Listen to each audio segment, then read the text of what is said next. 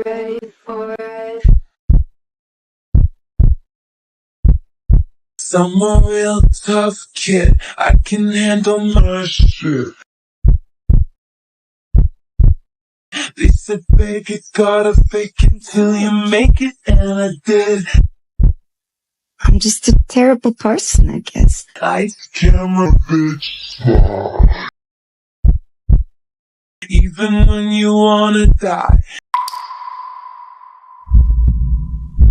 Breaking down, I hit the floor. All the pieces of me shattered as the crowd was chanting more.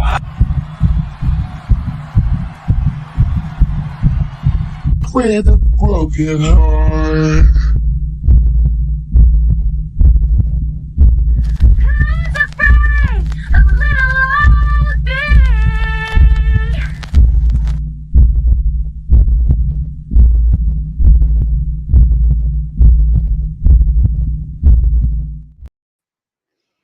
And welcome back, everybody. I hope you had a wonderful, marvelous, amazing holiday.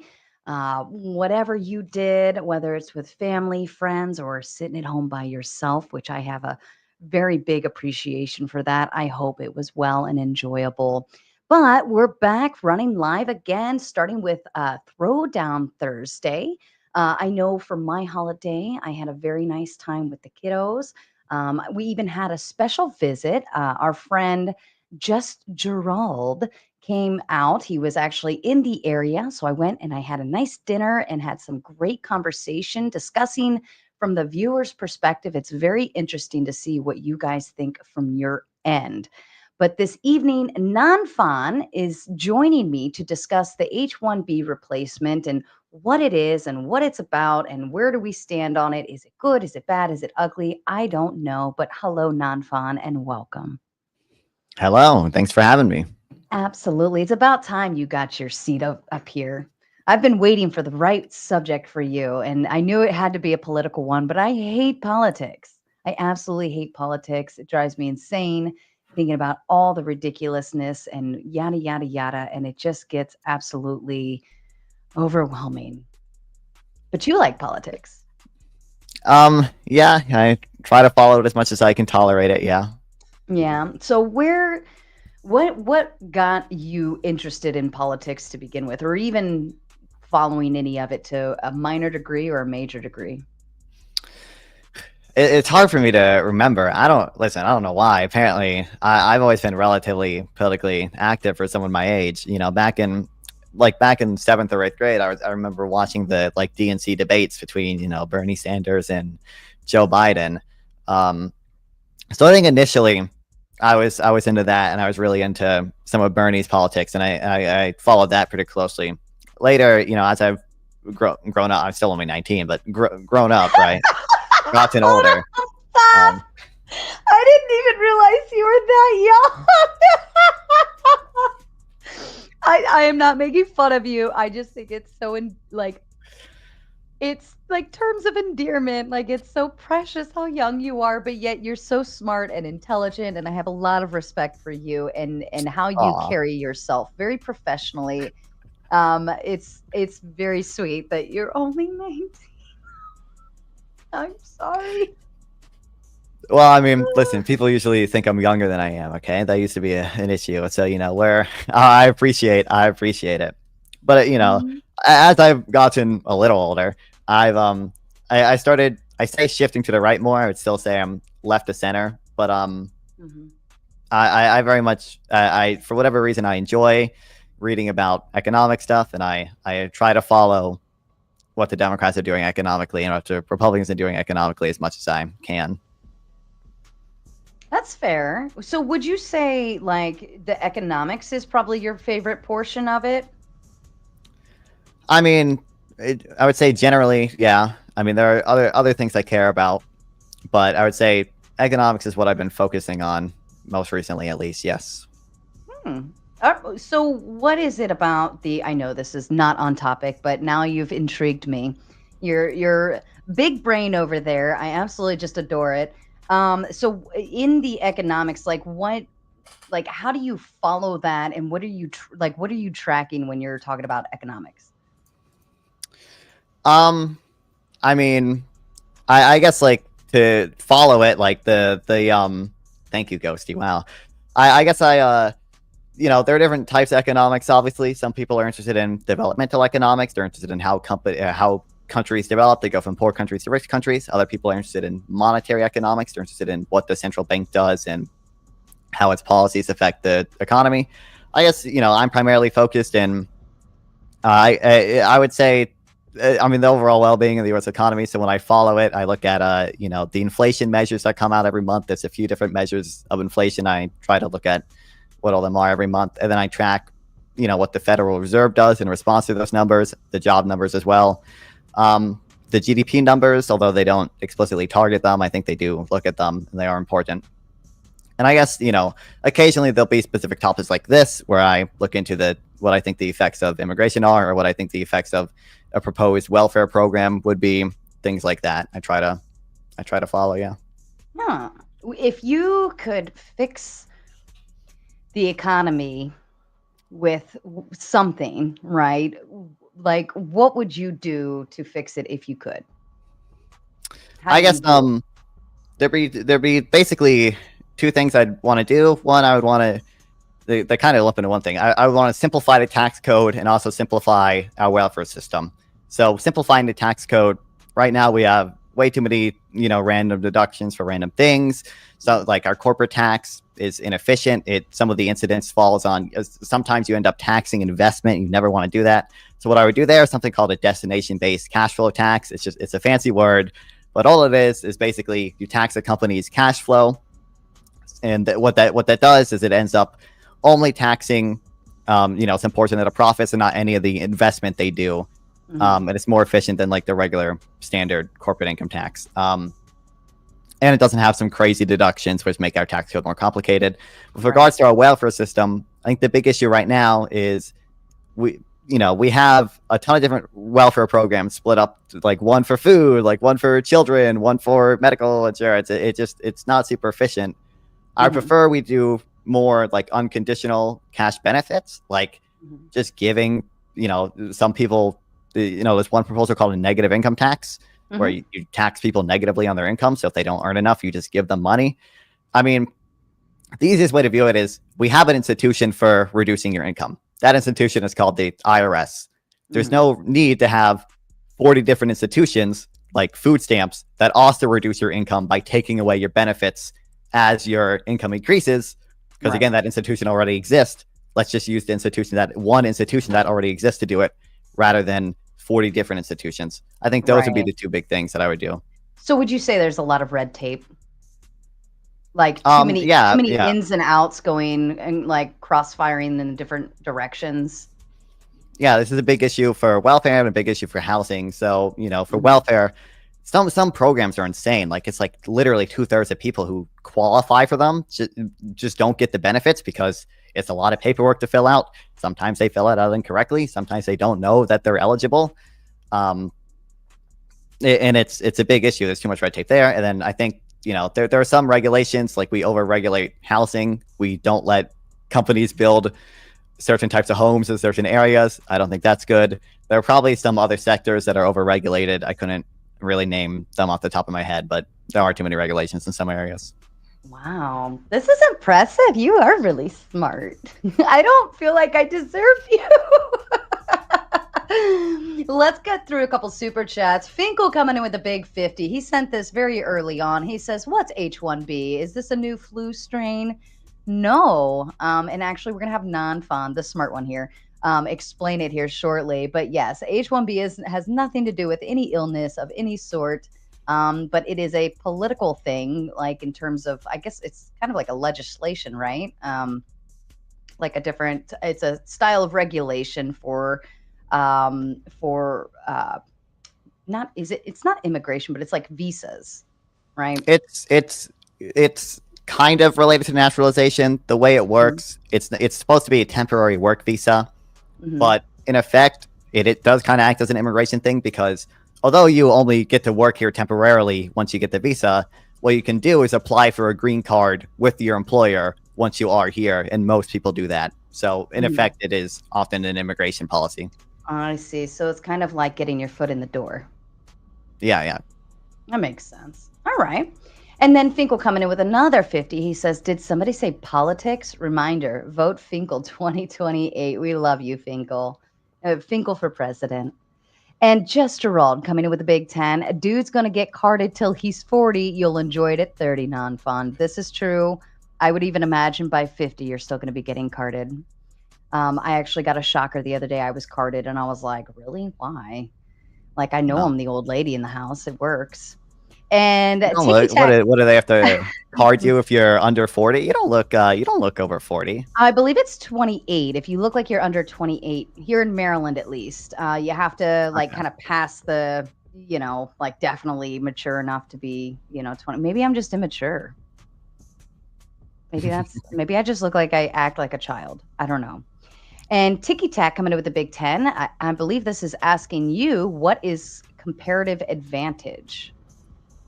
This is a reference to a previous debate we had. Comparative advantage is the ability to produce something at a lower opportunity cost. What? Say that again? It's the ability to produce something at a lower opportunity cost. So opportunity cost is basically the cost of the next best alternative of your resources. So if I buy a sandwich for $10, not only do I have to pay $10, I'm foregoing all the other things I could have bought with that $10. So the $10 is the cost of the sandwich, but the hot dog is part of the opportunity cost. I could have bought the hot dog with that. So when it comes to like countries and things and people as well, sometimes a country can be more efficient overall at producing things. For example, the US is probably more efficient at producing shoes than Vietnam. We could make more shoes in Vietnam with our educated labor, right? But the opportunity cost for the US is high because everyone making a shoe in the US is someone that is not making an iPhone. And when I say making an iPhone, I don't mean building one, I mean designing one, or not making SpaceX rockets. Vietnam can't do that. They don't have the educated workforce. They don't have enough knowledge to design iPhones or to go to space, right? So even if we're more efficient at producing shoes overall, Vietnam doesn't have to give up as much to produce shoes. So they would have a comparative advantage in producing shoes. I see. This sounds really smart, but I think I actually get it. You are very good at dumbing it down for me. Thank you. Hot dogs, sandwiches, shoes, and iPhones. I like it. So what was the debate you had with Tiki Tack? Like, what were you guys discussing where he's bringing up comparative advantage? It was over Donald Trump versus Kamala Harris's economic policy. I was citing more of Kamala. There were some things from her I don't like, and he was citing more of Trump. And part of the conversation had to do with the tariffs that Trump is proposing. And comparative advantage plays a part in that because, if Vietnam has a comparative advantage in making shoes, it's actually better for both of us if they make shoes and we specialize in making what we're good at and we trade. I see. And so tariffs it's can prevent that. But kind of like, would I waste my time on something so simple, or would I rather invest my time in something that's more expansive? And yeah, that makes sense. Whereas, like, if you're saying Vietnam doesn't have the resources and abilities to do something like SpaceX or even build a rocket ship, like it's better use of their time and efforts to have them doing something very simple. Now, now, what if Vietnam, and this is just my brain going, what if Vietnam wants to like further advance itself and try to focus its time doing smarter things, let's say, to attempt to build a spaceship, but their people are too tied up, pun intended, with making shoes? Like how would a country like shift that ability? So there's different schools of economic thought that'll approach it differently. So one justification for tariffs can be what's called like an infant industry argument, right? So Vietnam could, tariff certain goods because they want to focus their own domestic production on trying to build up a space industry, when right now their space industry is being outcompeted by SpaceX. So you don't let your own people use SpaceX and you try to build up your own space industry. There's differing levels of evidence for how well that works. people will debate it. Libertarians super hate it. There are some Keynesians who are okay with it. There are some more like right-wing economists who are somewhat okay with it. And then the sort of competing view is that, like, well, generally trade leads to enhancements in, growth and productivity. So like over time with trade, if you grow faster, you'll be able to get to building rockets faster because less people will need to focus at making shoes because you get better at making shoes over time. Especially if with trade you have foreign, people investing in your country and they make your country more productive at investing shoes. Well, that means you have more people to go build rockets. Those are the kind of two competing views, and people will debate it. I don't have a super strong opinion. That's fair. That's fair. Wrongful Rage coming in with the Big 10. Because Nightbot dared me to. Have fun. I'll be listening while I work, but no whistling. I'm no dwarf. Well, enjoy working, Wrongful Rage. Hopefully we can provide some entertainment for you this evening and get the humdrum moving on. And Lawyer Chick coming in with the Big 5. Donation to the host, Lip Gloss Fun. Great panel and topic. Thank you, Lawyer Chick. And Finkel coming in with another 50. He says, dang, this kid. Sorry, young man is smart. And yes, I started entering this before the Harris-Trump compare. Yes, he's a big Harris fan. So I think you took Finkel's heart tonight. Oh, hell yeah. And this one's for you, Rhodes on Break coming in with the Big 5. Can you ask Non-Fon what his community is called? Are you in a community?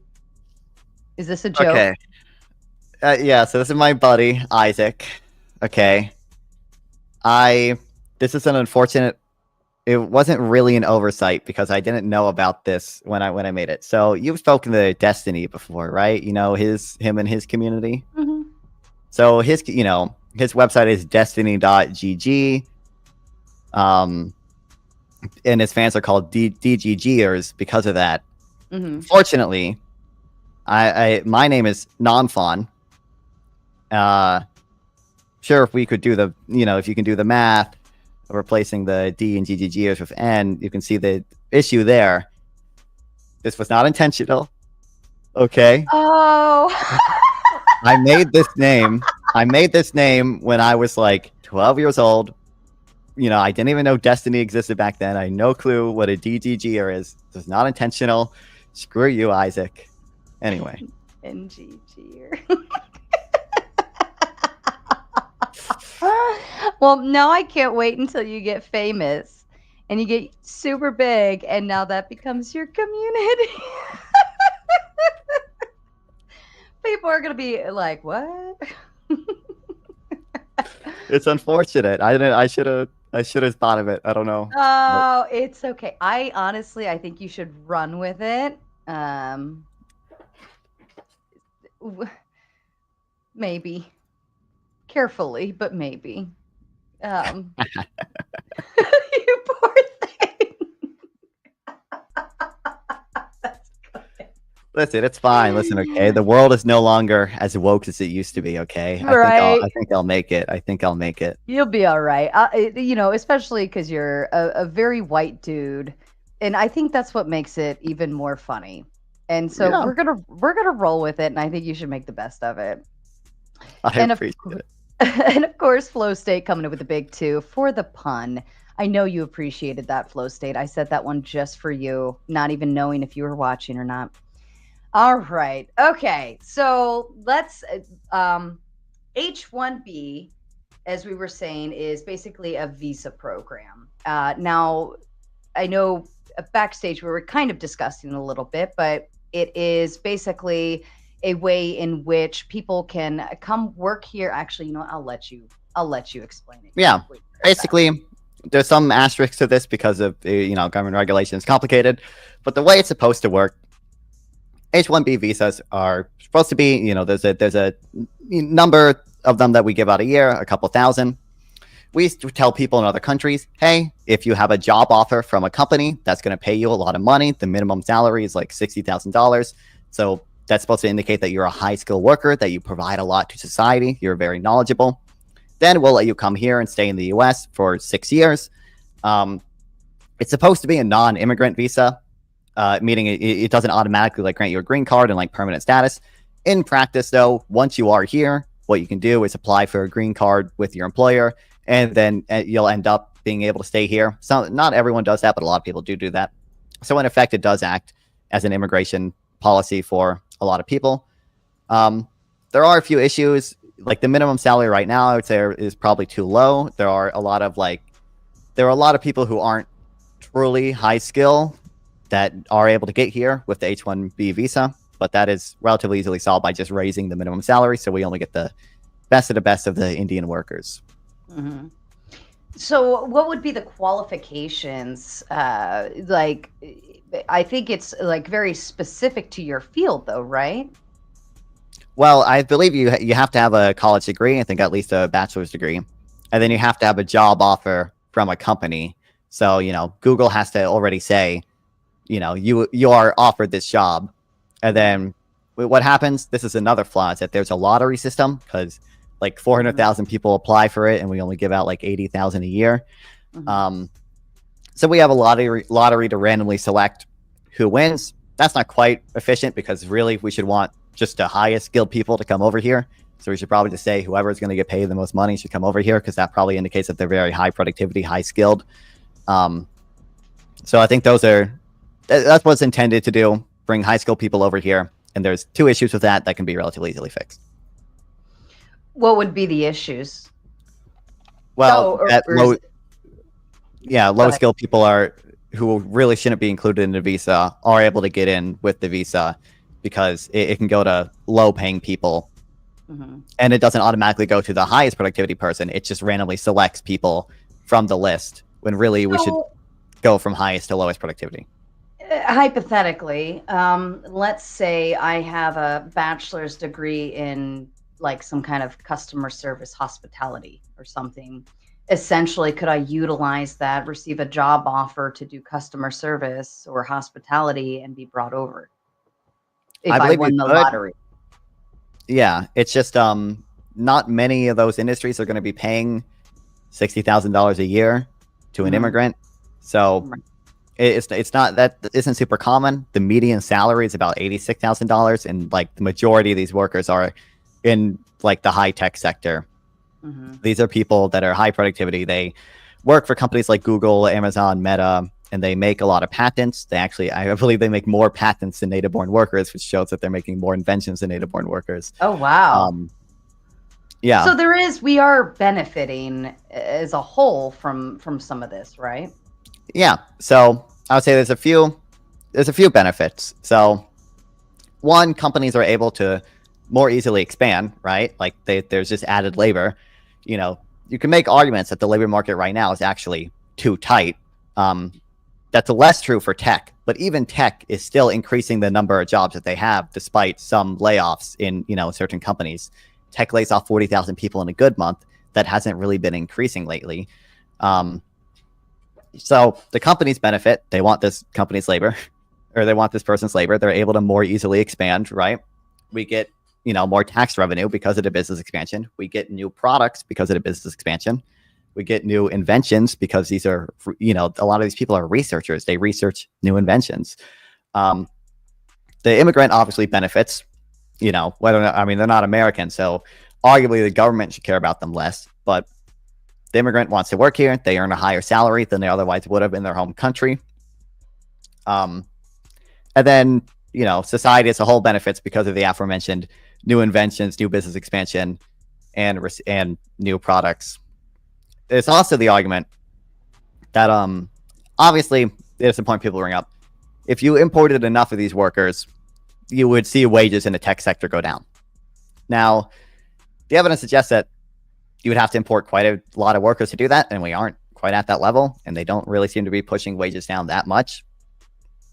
But importantly, they demand services from people without college degrees. They still go to the grocery store and buy goods from cashiers, right? So they demand low skill people's labor without competing with them on the job market. What that does is it moves demand up for low skill workers without moving supply up. So low skill workers' wages go up. So those people benefit as well. Okay. So the flaw I'm seeing is kind of like the lottery, as you were pointing out, because I feel like if there's a lottery, because I was reading earlier that it could be, what was it, anywhere from 2 to 8 months before you can even, like they even run, I guess, get the approval and get the lottery or whatever. And then, I mean, as an employer, if you're not even sure if that person would get it, I mean, do you have other people lined up? Like, how would this look for that? Yeah, I mean, there is, you know what, this is interesting. There's evidence that because of the cost of going through the process to get this immigrant hired, which is more than a native worker, companies are more likely to just offshore. It can actually be less effort for them to just hire people that are already in India than bring these people, you know, from India to here. So I guess, I mean, this is an issue with like a lot of government policy. It's like, it's not optimal. There are ways to make it optimal, but I think on the whole, it is still beneficial despite its flaw that, you know, the lottery system is inefficient.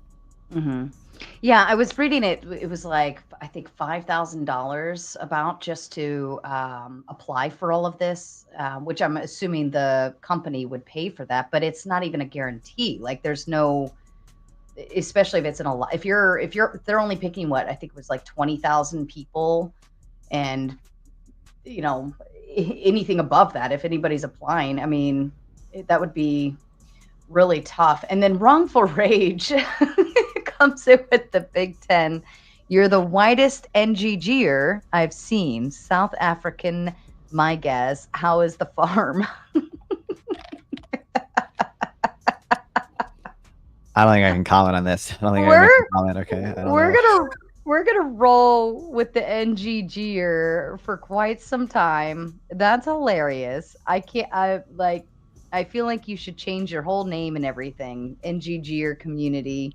And I promise anybody just tuning in, we're not being racist. You have to rewind like 10 minutes and you get the full story. Okay, so right. So if the lottery is just not a guarantee, then I mean, you were saying the incentive would essentially be to go to them, but then even more so, would they have to like start a whole company overseas? Is the cost like, would it be cost effective to do that, or worth it? It can be.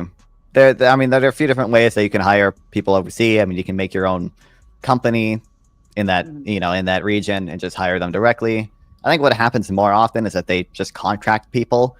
So there is a, you know, there's a Indian tech company, and you just say, hey, we're going to give you money so some of your workers work for us, and you sign a contract and you just contract them out. Oh, can you do that? Like you can, I would I think mean, yeah, dealing with the overseas stuff would be a little more red tapey. I mean, it's more red tape than doing some things domestically, but like we have trade agreements with a lot of other countries. So we a lot of times we remove as much red tape as we can. There are political incentives that make it hard to remove for countries to remove all the red tape. But like, you know, generally we have good trade relations with other countries. We sign trade agreements, so there aren't that many trade barriers, and it works out relatively well. Yeah, sometimes. Fair. Somebody said, "Oh, you mean like a corporate coup? What would that be?" A corporate? I mean, I guess I don't see how that's particularly relevant, but like a corporate coup, I mean, like shareholders can do like a hostile takeover of a company. A coup. I think he means coup. Yeah, I mean, like if you don't like who the CEO of a company is, like you can do a hostile takeover where like you get shareholders on your side and you have to, you know. That sounds like a lot of. Well, I mean, essentially, I would guess we'd be utilizing countries that, you know, our minimum wage to them would be more than they would typically make.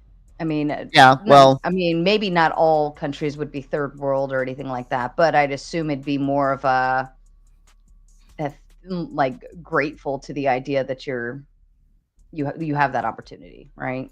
Or something like that. Yeah, I mean, H-1B workers are majority Indian. The next most is Chinese. So, I mean, they aren't necessarily fully third world countries. They're somewhat developed, but yeah, they have more opportunity here than they do in their native countries, and they can give that opportunity to us, and then we can tax them on that opportunity and steal their money, so we can fund our government and plug the hole in the deficit. That makes sense.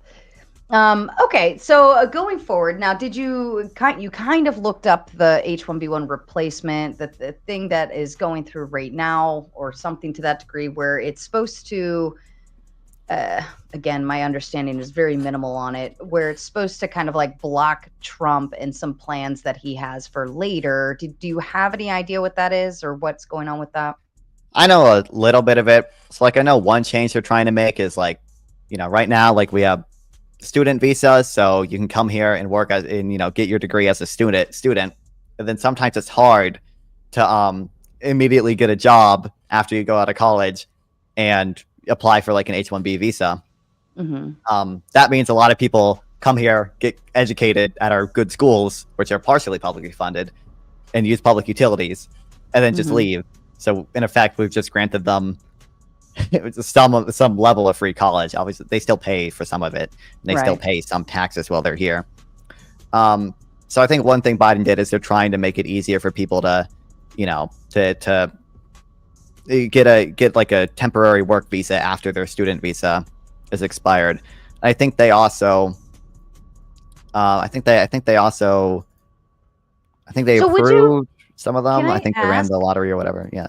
So if you are a student, like an immigrant or, visa student, and you graduate from college, like you have to apply into that H-1B visa program just to get a job here? Yeah, essentially. There are other routes, but yeah, that's a common, yeah. Wow. So they still are like up for a lot. Like you have no idea if you're even going to be able to then like, so then at all the student job careers like that they have at the, like that would actually kind of be like well, I might be able to stay, I might not, I don't know. Yeah, exactly. Then that means people don't want to come here because they don't know if they're going to stay. And sometimes people don't even like, they come here, but then they say, well, I don't know if I'm going to be able to stay, so why would I even bother looking for jobs? Right. Wow, yeah, it's kind of like it's almost too rich, and I wonder what the actual percent chance is of you getting it. I don't know exactly, but it's not particularly high. Yeah. Yeah. Wow. Okay. I mean, I guess it is beneficial essentially to have people coming, like, because we want to. The goal would be to bring the best minds here. But if it goes into a lottery, kind of like what you were saying earlier, then are you really getting the best minds, or are you just getting whatever the lottery determines? Yeah, you're not getting, only relatively high skilled people can apply in the first place, but you're not getting the best of the best. You're just getting, random assignments of the relatively best. So again, it's not optimal, and there are changes we could make, which I support making. And it seems like Biden's trying to do at least some of them. But I still think on the whole, skilled immigration is probably a pretty good thing. Right. Okay. So what else are they trying to change? You were talking about the student visas. Was there something else they were trying to change as well? Yeah, I think I don't know exactly what this means, but they're just trying to modernize it so it's easier for employers to fill vacancies, which, there's a number of ways they could do that. But they also want to make sure that, like, the degree you hold is directly linked to the visa application, the job linked to the visa application, because you do need a college degree. The concern is like, well, what if someone just starts a college in India and gives out like fake degrees? And then all these people with fake degrees can just apply to the H-1B visa and potentially get in. So doing this makes sure that, you don't have degree mills, whereas I think is probably good. Although you should also just have the option to buy citizenship. But yeah. Buy citizenship?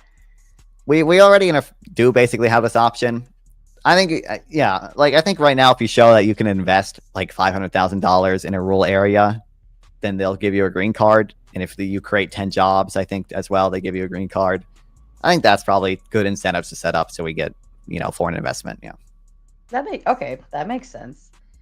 To buy. Just the way you said it was like, all right. So then if these changes go through, do you know how that would affect, like, did Trump have any specific plan against this? Or I was a little confused on that. So, I mean, Trump has a little bit flip-flopped on it. Basically, I don't think he's ever made a strong statement about H-1B visas before this. I think a while ago he came out and said, like, I want to give a green card to everyone who graduates college in America. And then later people got mad at him, so he walked it back. And this recent spat, Trump appointed, 2 people to be AI advisors, and they were pro-skilled immigration. Part of it being, H-1Bs. So a lot of people got mad at him for that. And, Elon Musk kind of came in to defend him. Elon Musk was arguing with people on Twitter saying, actually, no, these visas are really important. Elon Musk himself came in on an H-1B visa in the 1990s. And I think it's... Did he really? Yeah. I mean, I think it's clear, like, Elon Musk, I mean, whether or not you agree with his beliefs, to some extent represents the, American dream of, like, being an immigrant, moving here and becoming successful, even if what he did with that success, you could argue was bad because people argue he bought the election and, he bought Twitter and made it a right-wing cesspit or whatever. To some extent, I agree with them. But, he clearly represents being able to come here and be successful. But I think Trump has basically come out and said he doesn't want to do anything, is my understanding. But he has spoken about it poorly in the past, but I think Elon Musk has changed his mind on it, so that's good. Oh. Well, I think there's something else Elon Musk was like, that now there's a whole big like craze about Elon, like people on X losing their verified stuff, and there's now censorship going through. Do you know? Are you following that? I have not been following that. All I saw is that Nick Fuentes was complaining about being censored, but then it got a fair amount. It got like 1.6 million views on that tweet. So people were saying, it doesn't seem like he's being censored, but right. I don't know. Maybe one of his past posts were censored. I don't know. But also, he's Nick Fuentes, so it wouldn't surprise me if he said something against Twitter's terms of service and got censored because of that. Because he's the type of guy that would say something against Twitter's terms of service. That makes sense. I mean, it would like. I know there's a big thing, like people are losing their blue check marks and stuff, all sorts of stuff going on. I don't know. I've spent the whole day like kind of riffing through trying to figure out what the heck was going on, but it was very confusing. But now, like, I guess like how you were saying how Elon kind of like took X and it became this whole big right wing thing, and now the right wing's kind of like turning on Elon because now X is no longer a free speech territory. I mean, yeah. I don't follow it super closely. I just think, regardless, I don't particularly like Elon Musk, but, I could acknowledge that he, to some extent, represents the American dream of coming over as an immigrant and becoming successful and delivering that success to your children as well. Like, Yeah, that makes sense. All right. So where do you think the best fix for this H-1B would necessarily be? We kind of talked about the lottery program. Like, what else could we do to make it better? Yeah, so I would say, end the lottery. I think we need to do implement a higher minimum salary.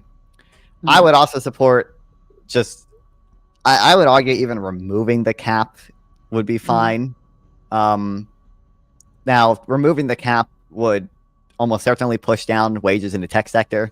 Personally, I wouldn't mind to see wages go down a little bit. These are people already in the top 10% of workers. If they go from the top 10% of workers to top 20% of workers, but everyone else gets better tech innovation. This is high tech. This is hugely important, not just for Americans, but for the Western world in general, because national security relies on these industries, right?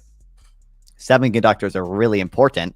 We need, like, I think there's like a Semiconductor Association of America. They're investing a lot of money into semiconductor construction right now because they get government subsidies for doing so. Thanks to my man, Joe Biden. they estimate that even though they are training Americans to run these semiconductor plants, they need at least 60,000 people from foreign nations to come here. Mm-hmm. So I would argue even removing the cap is fine on the basis of national security, even if wages go down to some extent. At the end of the day, we're 4.2% of the population. China's 17% of the population. They're always going to have a higher pool of, skill pool than we do because they have way more people than we do.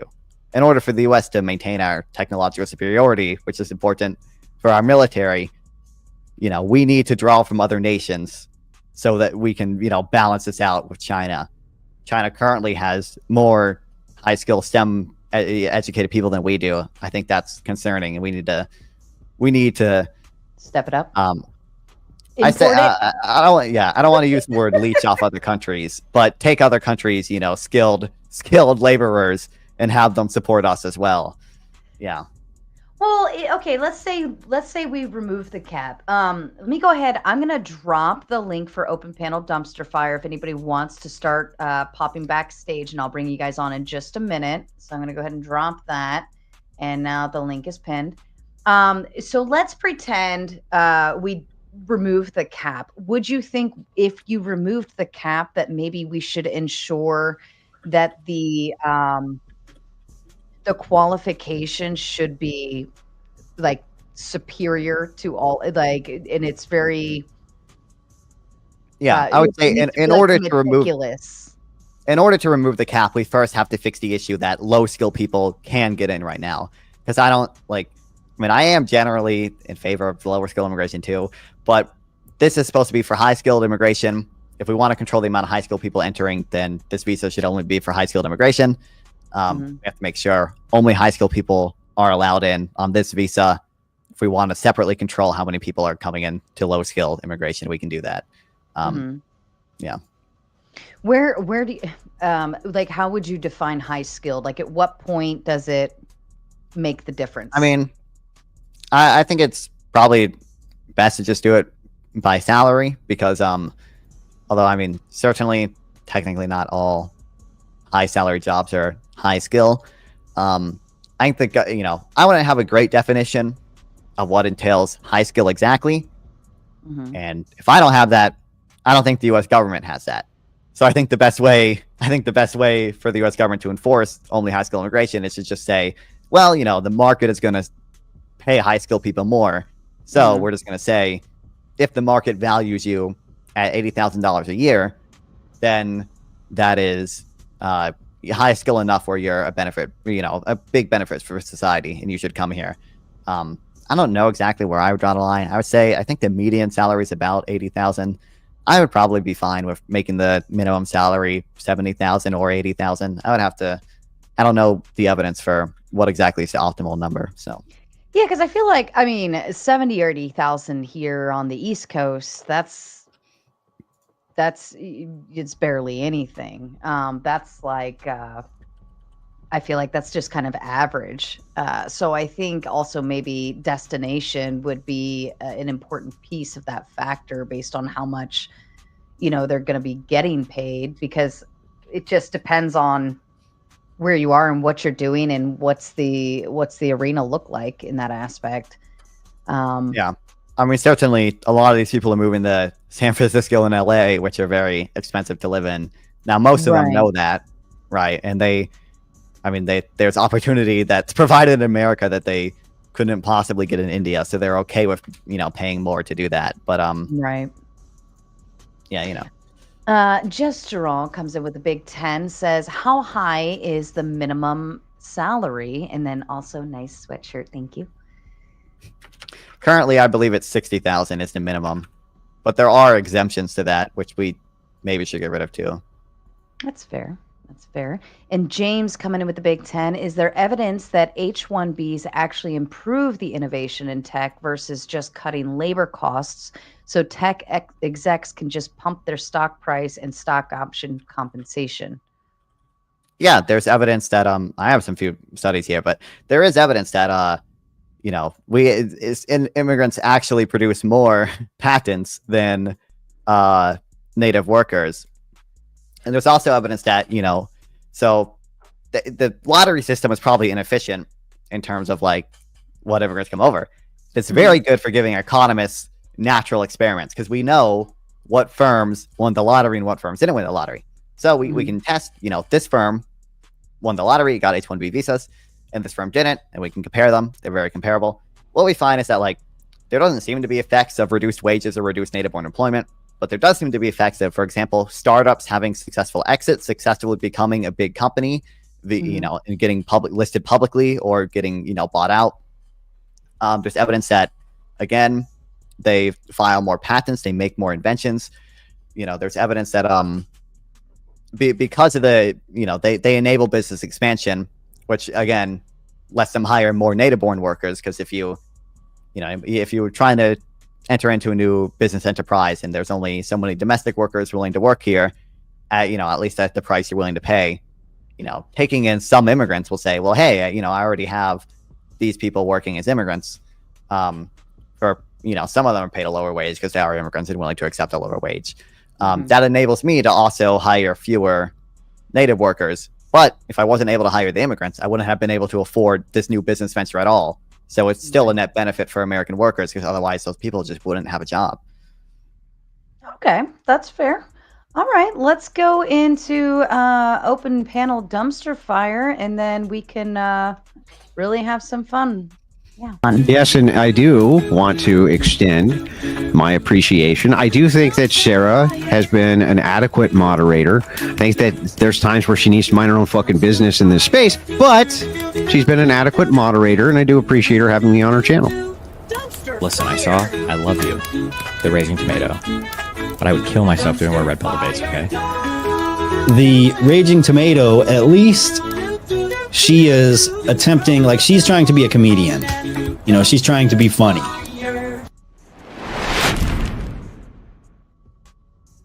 All right. I actually expected more right-wing people to come up and argue you, Nanfan, but I guess you have your full support coming in to back you up. So, of course, Melanie the Furby, who will be debating on the 13th. I believe that's not this coming Monday, but the next Monday. That one is set up. That's going to be with Chris Lestrange. They're going to be arguing over the pew-pews. And then Old Sarge Finkel, as we all know, we love you, Old Sarge Finkel, always coming in with the jokes. And then now, of course, we have Ticky Tack coming in to have some fun. Hello, everybody, and welcome. How's it going, y'all? Hi, Ticky Tack. Good. I have one contention for you, Nanfan, and Sure. it's the conflation. It's the conflation between innovation equals, or the growth in patents equals innovation. So the issue is like I'll throw you the example. I invented a dish sponge by using gingerbread, and I patent it. The fact that I made the patent doesn't mean it's a good product or that it has innovated something or it has improved anything. So I would further to ask, it's like how many of these patents are actually being used to innovate the technology? I didn't look that deep into the study, so I know some studies do actually track like how much the patent is being used. Yeah, but you said you say, haven't looked into it. So, Yeah. what are your other studies? What are your other studies that may correlate to immigration equals innovation? Equals innovation. I think that's the primary one for innovation. But you just said you had multiple. You said you had multiple studies. So, what are some of the other studies that you were looking at? Well, I have studies primarily on the effects of the native-born wages, and there's another study that shows that businesses are able to scale up more because of the immigration. That might not necessarily be innovation, but they are able to scale up. Well, yeah. So, are you willing to backtrack on your claim that immigration equals innovation? Well, I think, I mean, if you're defining, innovation, I would say patents are evidence of innovation. They may not automatically necessarily entail. You don't. Because I would say they are. I would say they are. But the thing is, with patents my make it example that I more just likely that presented to innovation you, is happening. But the example I just presented to you on patents, it doesn't correlate patents equals innovation. Well, Like it's disanalogous. It's disanalogous. Yeah, What? The problem is that in order to file a patent, you have to make a increasing claim probability. This is You have to be able to say that People- it's usable. So no, you can't. peop- Your people gingerbread file sponge analogy patents wouldn't work. for Fine. perpetual motion machines and free energy machines. Okay, and would you say that those are actually like real devices that actually work? I mean, in Well, order no, to but actually test I them, do think You see don't know- patents no, you- coming out of you know- high tech you know- companies are evidence of innovation. No, evidence in the sense that it Don't increases the don't weasel probability out that of it and say innovation is you don't happening. know. it's not losing. I out. don't If you know want it. other- Hold on, You know- hold on, you hold know on, that hold on, perpetual motion is hold- physically impossible. Hold on, because I don't hear what any of you are saying right now. So let's just make sure we're going one at a time. Well, I definitely want. I'm just saying that it is physically impossible to produce a perpetual motion device. Yet there's plenty of patents out there for it. So would you say those patents are innovation of technology? That's not saying that they can't make a useful product out of it. Out of perpetual motion doesn't exist. It's not usually the utility they propose, but at the end of the day, they this need is to. such a non sequitur. What's the point of a patent? You're What's the the point of a You're the patent? one on What's the the stage point? right now. What's the point of You're a patent? As screw what this fox What's is the point of a saying. patent, She's just Piggyback? going down a Show me different you know. direction. Show me you know what the point of a patent is. So, To show that the person owns the original IP, right? but the point, but that's not what we're arguing right now. We're arguing about patents So- equals innovation. So if at the end of the day so- they make a useful product out of it, they still need to be able to show they own the IP. But I've already proved situations that is not a useful product when you file a patent. Well, sometimes these patent you're literally just these arguing patent for the agents sake of the can see argument. other Just shut things up. into the product. Seriously. Like, for You example, always this person do has this. You always innovated. just go off into a tangent that is completely unrelated to the argument and the cause. And you don't We're understand the we're trying nuance to- of these we're things. trying. For example, if a patent sees a useful Stop ticky-tack, it! Yeah, you're just blabbing. you just no, wanna you're be just blabbing wrong. away on a tangent. you No, just want to be wrong you're about the one. patents. If a patent agent sees something useful This in isn't it, about being right or wrong about patents. This is about who trying to approves get the patent? non-fun to prove the correlation Ticky-tack, who between approves the patents patent? to innovation. who approves the patent? Who approves the patent? The patent office. Patent And office. who works at the patent office that approves it? Well, what's College that have to interns. do with the correlation, though? Because if they see something useful in that patent, that useful innovation, even if it's not the intended purpose, they can still greenlight it. So there have been. It's not a measurement of innovation. That's not a measurement of innovation. That's not a measurement of innovation. The fact that it got a patent is not a measurement of innovation. You have So to what's your prove that measurement? the patent's What's your actually measurement? improvement of technology. It's like Just in the sense of efficiency, Moore's law. increasing efficiency, increasing productivity, and things like that. But that patent doesn't say that is going to happen with those products. It's like, again, you're just The going patent off on wouldn't the say that. side. These have to be novel But here, technologies that on are the new to original the public. point, A patent wouldn't you're the one on work the for something stage that's right more now. efficient. You're on the stage right now. Can patent you wouldn't prove apply to that something a that's more patent means efficient. more innovation? It would have to be an entirely say new a technology. patent that's novel. prove- And wrongful rage coming wanna- in with the big 10. Hold on. This will help you. Why are you never good faith? Melanie is out to make money for Sarah in the backyard. 10 minutes timeout to you, Melanie. I'm going to put you backstage for 10, okay? I didn't know I was going to have to start a timer this early on. Oh, wait. Now you have 15 minutes, Melanie. I apologize. Naomi coming in with the big 5. Mute for Mel for a few minutes. All right. So I'm going to put a timer for 15. We'll get Ticky Tack to kind of lay his grounding down and let Non-Fawn carry it out, because I believe the original question was for Non-Fawn. Okay, putting you Yes. backstage for just a little bit. And Spicoli, I'm bringing you on, but please let Ticky Tack get through his point, and please let Non-Fawn respond. Thank you. Yeah. So, what exactly is the direct correlate between more patents filed equals more innovation? Well, to be clear, I don't think patents necessarily entail innovation, but I think more patents being granted is evidence to the effect that innovation is occurring. Since to get a patent, okay, you have you're to, there talking are out of two tests for it sides of being your new mouth. and novel. You're talking out of two sides of your mouth. You're both saying I don't that think is so. evidence, but also saying that it doesn't necessarily entail. So you're Only talking going to out be of two evidence sides of without your it mouth. You're on necessarily logic. entailing it. Evidence could increase the probability of something being true, but it doesn't necessarily entail that that thing is true, which is, I think, is the case here. It doesn't necessarily prove that there is more innovation, that there is more patents. Okay, well, because there are more patents, then how that about is this? evidence that innovation is increased. Prove then prove that the evidence increases the innovation of technology. Well, patents are If you have tested, evidence, right? where's the correlate? In order to be brass house, in order to be approved, patents have to, survive a test for them being new and novel. I think that that test doesn't always work. But that doesn't mean anything. That doesn't mean anything. Like I presented on the example, like perpetual motion devices and free energy devices are patented, but they're physically impossible. So it's like the patent office doesn't go to verify whether there is actually some sort of improvement. Yep. Did we lose you, Ticky Tack? I think we lost you, Ticky Tack. Check, 1, 2, Ticky Tack to you. All right. I do kind of. Is he coming in? Maybe hop back out and back in, Ticky Tack. Maybe that'll fix it. I do kind of question the idea if the patents, like he's saying that, kind of quality. Oh, you're back. I do ask the question because you're kind of making a quality versus quantity type of argument. Am I wrong? I think I'm understanding that correctly. Yeah, that sounds okay. Right.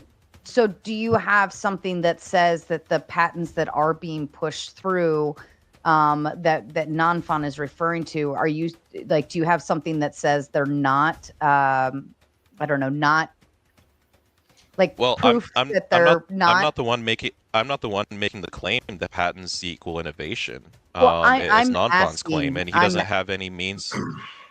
I'm asking you the question out of curiosity. Again, I think it's evidence to the effect that there is innovation. I don't think it necessarily entails innovation.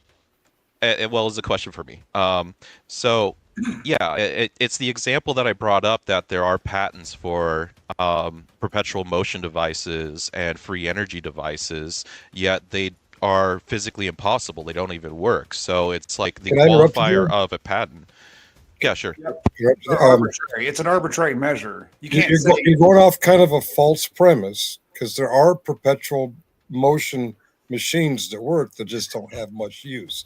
Remember that the Bird and Spencers that would constantly do this. So that one's based. I don't know if you're that one's based grabbing off ideas of, out of your head, no. or you've actually done the research. Here. They do exist. That particular example is based off of thermal energy displacement. You actually have to have cold water underneath the bird in order for it to actually motion. But I'll play in with your example. I know of one example that is considered perpetual motion. Somewhat.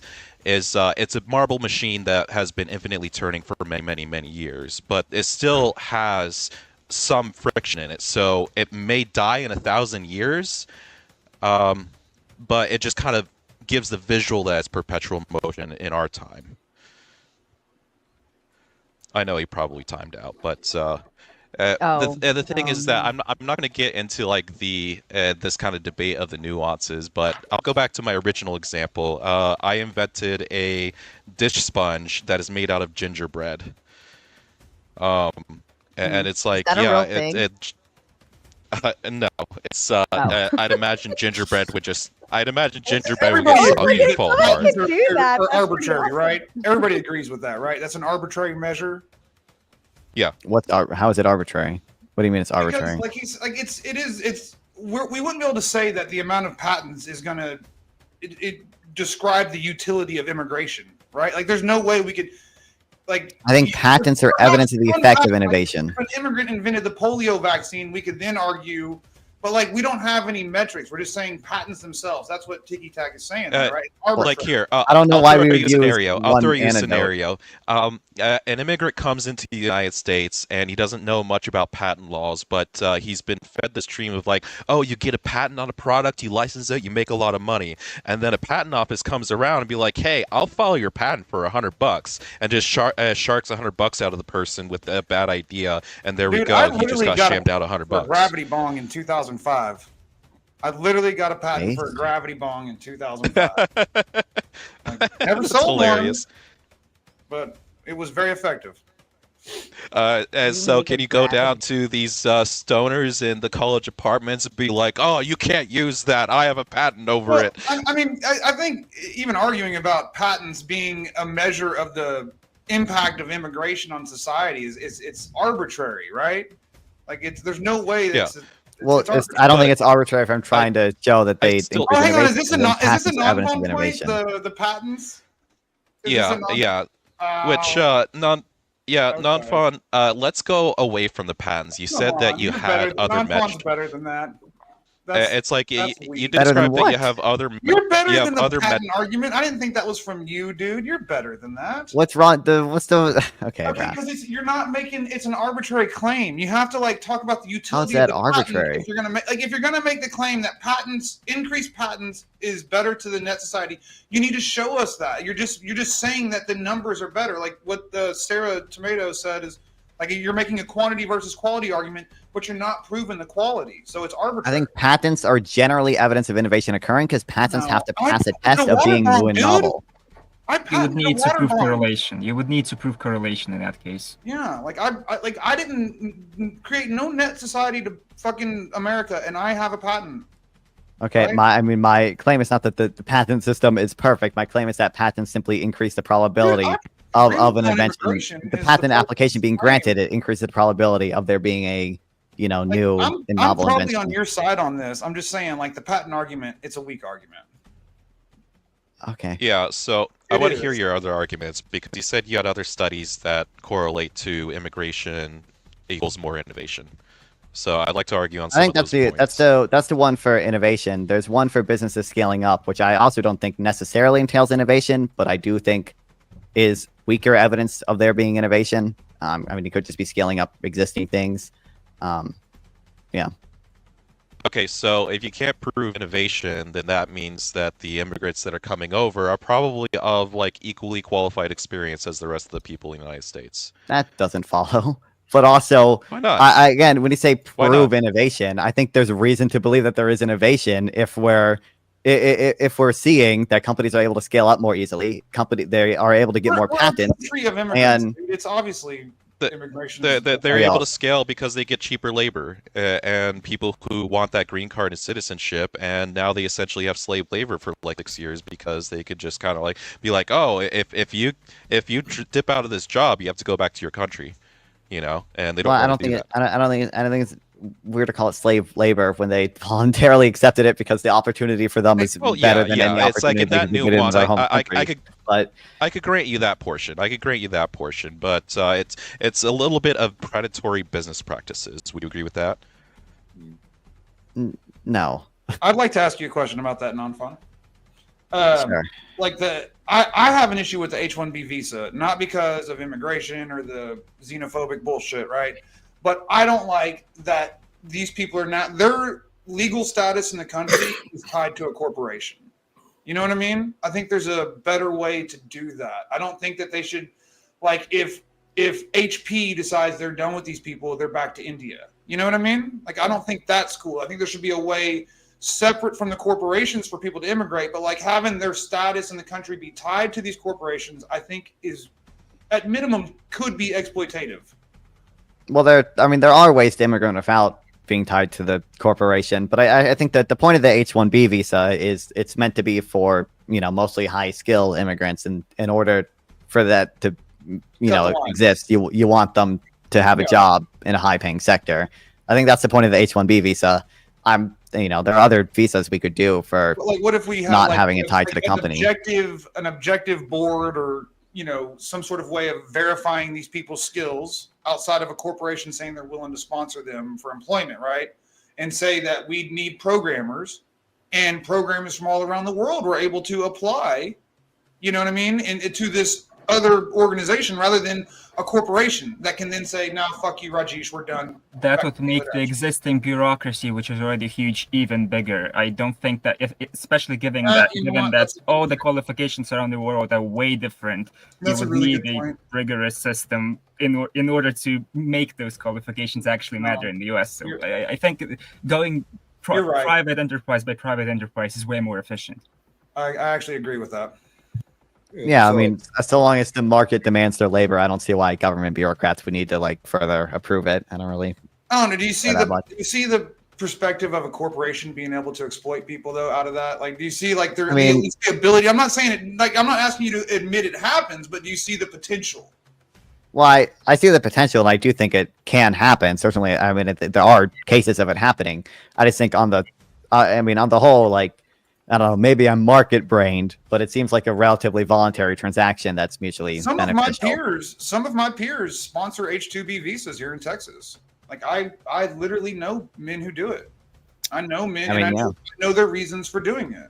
Like I have the ability to sponsor H-2B visas for my company, but like I don't because you only do it. It is exploitative. You know what I mean? It really is. How would you consider all wage labor exploitative then, or just immigrants? Because the only reason you would need to like at my company, I've been able to hire at will, right? I have no problem staffing. But everywhere I worked before my company, there was this myth that, oh, you can't get good employees. You can't get good employees. But then as soon as I gave the wages that I thought were fair wages, I can fucking staff all I want. I don't have the shortage that my peers are saying they have, right? I have my YouTube channel helps me, I guess, get people to come to want to work for me. But like, even then I've only got 2 hires from YouTube. Most of my hires have been organic and I can maintain them because I pay well. So like, I know the actual market factors, and these guys are kind of bullshitting. It's not that hard to pay well.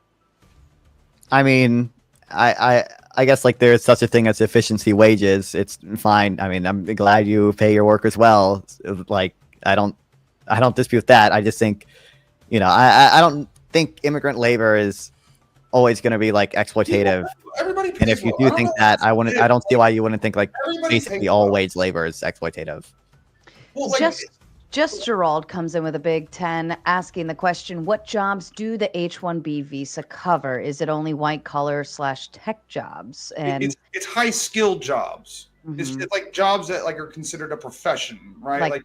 Could we consider doctors? You come over to work in a call center, that would be a H-2B visa. That's an unskilled worker. H-2B visas are unskilled. And then there's H-2A, which is an agricultural worker. And I disagree with H-2A as well. See, my issue is regardless of what we think, because I think that you could argue for the merits of the H-1B, 2B, and 2A programs, but there are corporations exploiting these things. Whether we I know for a fact that they are. You know what I mean?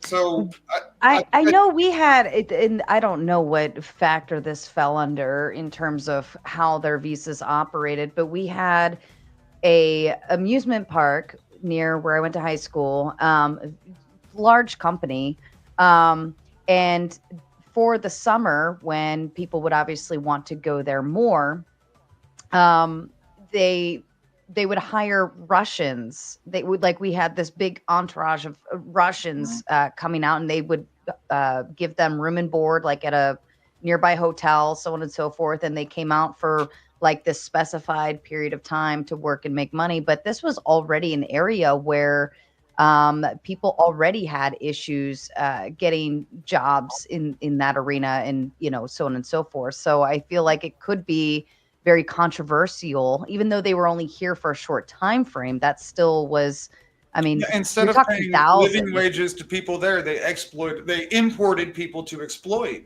And it was minimum wage, and room and board was provided, but I knew some, your friends, whatever, with them, and the rooms that they put them in were crap. They were all coming to work They treat them like cattle.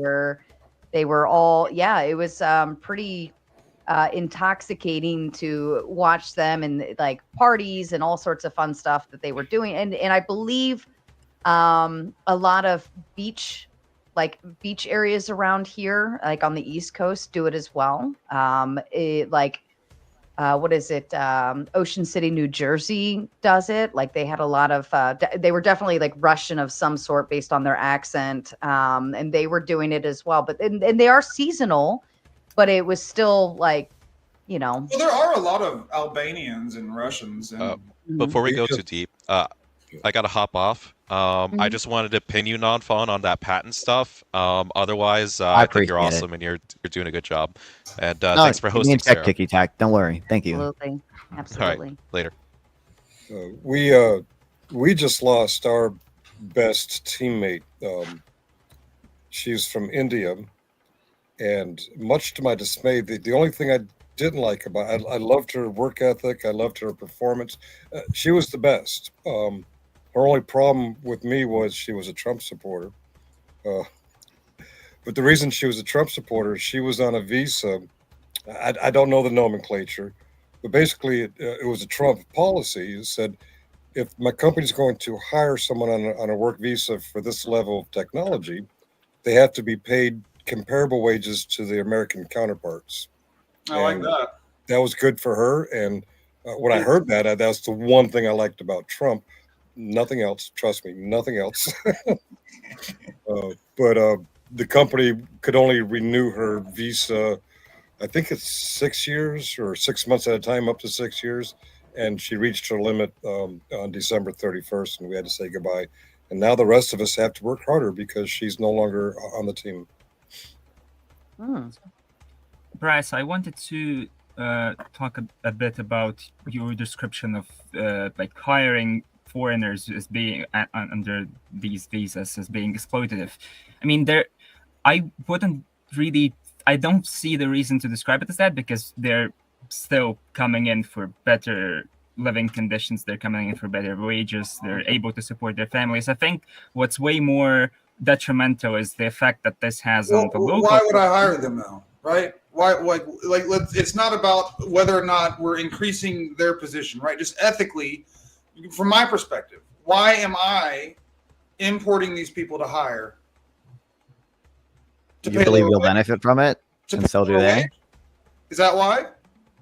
Well, presumably, what's the reason for me to do? Because I can get all the staff I want, even though my peers say otherwise, right? I guess presumably it would be because you want the best of the best, right? And so if you're, searching through resumes and you my employment requires professionalism. I mean, like, we're tradespeople, like you have to be professional, and like you can bring up laborers, but the only reason you would need to do it is the only reason the program exists is because supposedly you can't find enough workers in your area and you have to import the labor, right?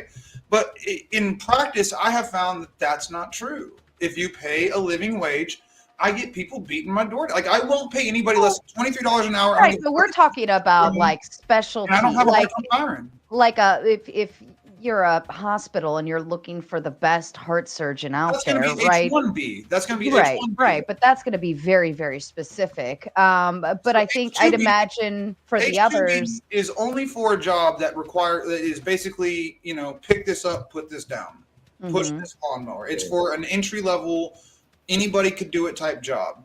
And we have no shortage of just the only reason you would need to import those people is if you don't think that if the citizens in this country aren't willing to do it for the wages you're willing to pay.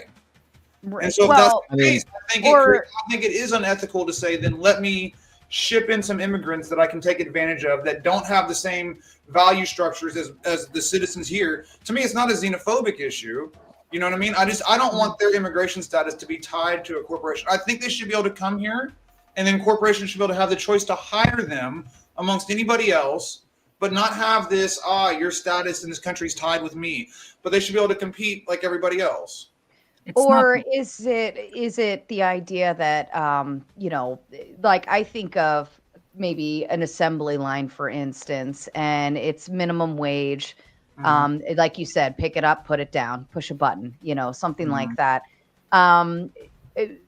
Do we have enough people here who are not do we have enough people here that are not skilled enough that would settle for that? Or is everybody here standing in the medium level or above, where it's like, I'm not enough to be skilled, but I'm not low enough to be a button pusher either. Right. Yeah. Because I feel like everybody has a college degree now, right? I mean, like not everybody, but it's just like it's the common thing, right? Everybody had to go to school. Everybody had to do this, and everybody not to say that there are not basic button pushers. In my world, it's uncommon. Like I'm a high school dropout. Like there's been like one person in my bloodline that graduated high school. Like I don't know. Well, what I'm saying is, would they be willing to per se, because we have a lot of issues with the minimum wage and where it stands and so on and so forth. And that seems to be the biggest complaint, that people don't make enough money, right? So are they just not willing to accept that job as pushing buttons, for instance? I don't think that's the case. In my There just seem to be there it's seem to be minimum people wage. like in meat packing that don't want to be meat packers, but immigrants are willing to be meat packers. Same thing for construction. And I do think, I mean, the labor market overall is just relatively hot right now. Like if you watch, like the Fed press conferences, it's too hot for their liking. You know, we raised interest rates to try to make the labor market worse off, to make it harder to get a job because we want to lower inflation. But it's been persistently tight. It's been, you know, job growth has been persistently high despite the high interest rates, although we are finally cutting them now. I have a question. If we're so afraid of like what's going to happen when the immigrants come and take over, why don't like workers unionize and stuff like that? Like that seems like a natural response to like, we want to demand better wages. So then you unionize instead of like trying to get rid of H-1B visas. Well, there's two ways to attack it. Do you attack it supply side, or do you attack it through regulation? Why? Yeah, there's the more xenophobic way and the less xenophobic way. Well, it doesn't matter. It's two ways of tackling the same problem. You either cut the people that potentially are there for hiring, so that will increase wages, or you regulate businesses. I mean, they've been lately. Businesses have been. Can I ask one thing though? Because I looked into it and I saw no evidence that getting rid of immigrants actually raises wages. It seems like it's corporations that are looking to pay the lowest amount, and therefore it's like capitalism. Maybe that incentivizes. So if you want to get rid of that incentive for corporations to make the most profits possible, I'd agree with you there. Well, the Fox is right on that. I mean, why not do both? Why not both unionize and remove? That's what I was getting at. Workers. Exactly what I was getting Why Again, not? there's no Step on Snake is right too. There's a lot. There is no direct. There, sorry. Right. I mean, there's a direct correlation between if you have X number of jobs and you need to fill X number, you're giving more power to the employee. Not if they're not unionized. Definitely not if they're not unionized. I don't know about that. I'm not unionized. If you have X amount of jobs, you're giving more power to the employee. How?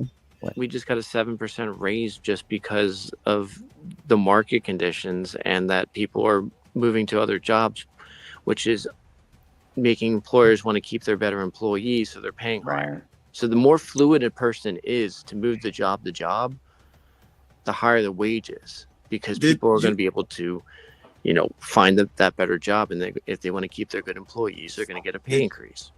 Did you guys hear? Hold on, Joe. Wrongful rage coming in with the Big Ten. Sounds like people just want to take bargaining power from skilled native workers. That way CEOs can keep the pay low and the profit high. But correct. I mean, that's just capitalism at its finest, right? Like if you're incentivized, if I know I can pay cheaper, you know, for person A, B, and C versus person D, E, and F cost twice the amount. I mean, it's and I get the same amount of work, you know, from each of them. I feel like that's kind of I feel like that's a no-brainer. I kind of disagree with that. Like in my experience, like because like I'm a capitalist, right? And I found that like I can't take a chance on my high value employees going elsewhere, right? Like it's like I can't take a chance on somebody who can really produce in like a high skill area. Now, if you're talking low skill that anybody can do, that's different. But if you're talking high skill jobs that not anybody can do, I can't just try to pay the least. I have to be the most. That's what I want to know. Are you guys how the market works, baby? Are you guys talking high skill or low skill? A few years ago in some town, they decided they were going to get rid of all the immigrants. And they did. They found all addresses, hit them at the same time, kicked them all out. What happened was the Americans who lived there would not do most of it was picking fruit and that type of, you know, stuff. They wouldn't do it. Well, they wouldn't do it, and they had to let the immigrants back in. That's where the real question gets asked. So like if Americans won't do it for the wages they're paying, then maybe a fucking tomato does need to cost $2. Exactly. Maybe that is the case. Hey, hold on. No shot. You would rather I mean, You we would already rather have your the prices go you up know. than provide an opportunity for an immigrant. Well, that's the same thing. Like, Okay, it's a no, I national want security that risk. immigrant to come here and get paid the same that I need to get paid. I don't think that immigrant has any less need for money than me. I don't think that I should have this standard and a brown person should have this standard. I think that's racist, bro. It is. Different people are willing. Different people are willing to accept different wage levels okay. for So the different color reasons. Like, it doesn't means have to be racist. okay, Like, so you're someone. brown. You're supposed to live off $4 a fucking day. So No, you if you're less productive, tomatoes. you get less factor payments. If that's how it works. We have a system where we disperse payments to factor. The less productive your factor production is, the less factor payments you receive. I think that's a good system in general. There are, I don't want to monopolize you know, this thing and be a jabroni talking so much, but like a jabroni. I'll say this, man. I started making money like 2 years ago, right? And like I started a business that just fucking blew up like you wouldn't believe. And before my business started, I was incredibly right wing, like super right wing, like really conservative. The more money I've made, the more left I've become. And like the more I've realized, like these fuckers are like it is. I have the entire tax code behind me, dude. Like before I even start paying taxes as a business, it's so much more fair. And like these motherfuckers, like you can't do it by yourself. People had to build these highways in the 30s for. You can't just set me in Afghanistan and think I'm going to be successful, right? Because so much had to happen from so many people for my business to be successful. It's like I agree. So the lefty shit is. I don't know. The more money I make, the more I find that, like, no, these fucking corporations are greedy fuckers. Why am I subsidizing Walmart's employees when they're making $40 billion in profit every year, but then we're paying for their fucking employees to have food stamps? You know what I mean? And like, I don't. Are you okay with paying 20% more in product? Because if that's a trade-off for you, that's fine. I'm okay But with it doesn't have to be that way. They don't need to make 40 fucking extra $1 billion in net. That was No, I'm 40 saying billion to pay in their net, dude. employees. Not 40 billion in gross. 40 billion in fucking net. Well, By the way- essentially, he's saying that will in turn, in order to pay the employees more, they will have to increase the cost of the tomato, for instance. Yes. And then, but in turn, the company is not. Hold on. Living In, massively. in turn, the company's not necessarily netting more because they're paying more to the employees in order to compensate. And let me interrupt you for just a moment. This is exciting news. NPC, the game, comes in with the big 150 of something, and he says, "Hi, Sarah. You, Joe Cool, and Finkel are nominated for several huge awards on my first annual Panelverse live stream awards this Saturday, 1/4 at 8 p.m. EST. It would be an honor if you could come." And let me tell you, that's exciting. Now, you caught me on a weird weekend because my daughter has a game and it's all around that time frame. So what I will do, I've gone ahead, I'm subscribed. And what I'll do is I'll hit the notification bell. If I can tune in between games, she's got quite a few of them. I will try to listen from the stands if I can, but I know I won't be able to pop on because I'll be in the middle of a giant arena and it's not going to be fun. I'm down, bro. Joe Cool says he'll be there. Finkel, how about you? Are you joining Saturday night at 8 o'clock? Saturday night at 8. I can't commit, but I can make it tentative. Fair enough. And NPC, you're gonna have to have one of my friends text me or something. I'm really bad at this. I'll forget when I get off this panel. Have someone that you know. I know, I'm there too. I'm like, I gotta hit a notification bell. So what I'd like you to do, NPC, if it might help, if you have Discord, hit me on either the Discord or the Instagram or the Twitter, the X. Those you can find them all in either my description or my About Me section on the channel. Shoot that link over to me there. I don't know if you have it set already or not, but shoot me that link and I'll be sure to send it to these fine gentlemen. I'm going to hit the notification bell and hopefully I'll be able to kind of tune in a little bit and I'll be there from the chat. But thank you so much. That's super exciting. I'm down for that. You got another super chat there. Oh, you said. I'm getting. Don't Yeah, tell no me how to run my own show. No backseat streaming, Jesus. Backseat streaming. That was good, Mel. I want to get in here too. And Finkel coming in with a big 20. Tomatoes cost more than $2. Yes, we do. We're very expensive. And wrongful rage coming with the Big Ten. Incentivize good work with good pay. People will do more and others will buy more. They're right about Pardon that. me. I agree with that. So you can have those profits all the same. Importing work sounds more costly in the long run. I stand by that too. I think that is a good point to make.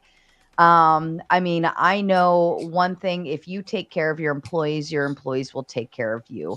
And when your employees start feeling like you don't love them back, well, guess what? They leave and they go elsewhere because John Smith's company down the street is not only paying more, but they hear it's a nice environment.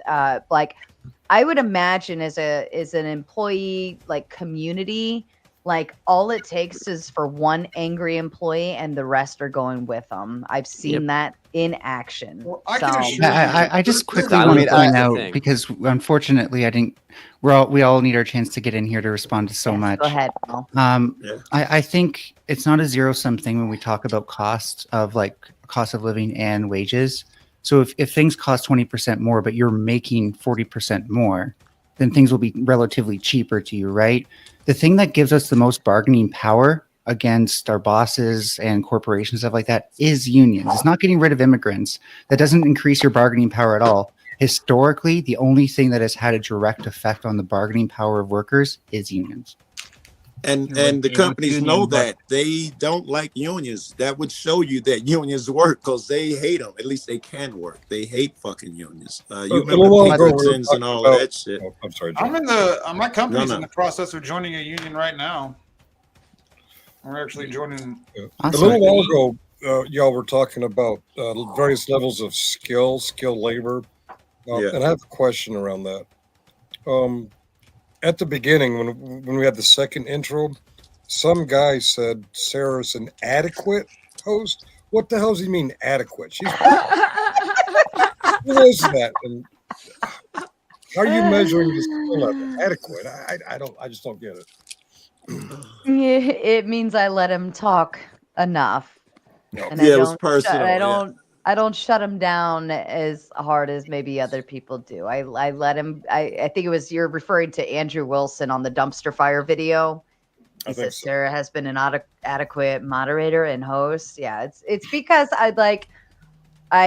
he every now and then he'll come on a panel and he'll just burn it all down and it's comical and everybody loves it. Nothing bad by any means. Many have come and done the same thing, but I allow him his room and his space to yell at people. So actually, that's a compliment. Cause now I know who it's from. You know, that's the best he can do. If Andrew says like, you're okay, that's like, that's a big deal. It'll do. He's not gonna give you your. That's like getting a giant trophy, from anyone else. Yeah, it's from an average guy. No, we love Andrew over here. It's fun. I'm an incident manager, and I wouldn't say I'm the best. I very proudly say I'm not the worst. And I don't know who qualifies it if it's skilled or unskilled. But I would drive through, say, McDonald's or Burger King drive-through, and some underpaid employee is taking my order, and then I drive around to where they're taking the order from, and I pay them, and they're taking the next person's order, and they're giving me the correct change most of the time. And and then I go to the next window, and they get me the correct order. And I'm thinking, I could not do that. They forget my ketchup every fucking time. I'm just... I don't know. Sometimes I also look at that and I'm like, you had one job. Like it really one job. I'll give Chick-fil-A a lot of credit. It's very rare that I would go through Chick-fil-A and be disappointed. There was one time they messed up my order and I wasn't even mad because I was like, you know what? You get one mistake a year. You'll be all right. Like, okay, I give you credit. But sometimes I get really irritated because I'm like, it can't be that bad. Just recently, I was in Florida and we got all the way back to the hotel and found out the guy forgot the sauce and shit. I called up there. I was like, man, I'm not coming back up there. I just want you to know, man, I drove really far for that shit. He's like, where you from, man? It's Chicago, West Side.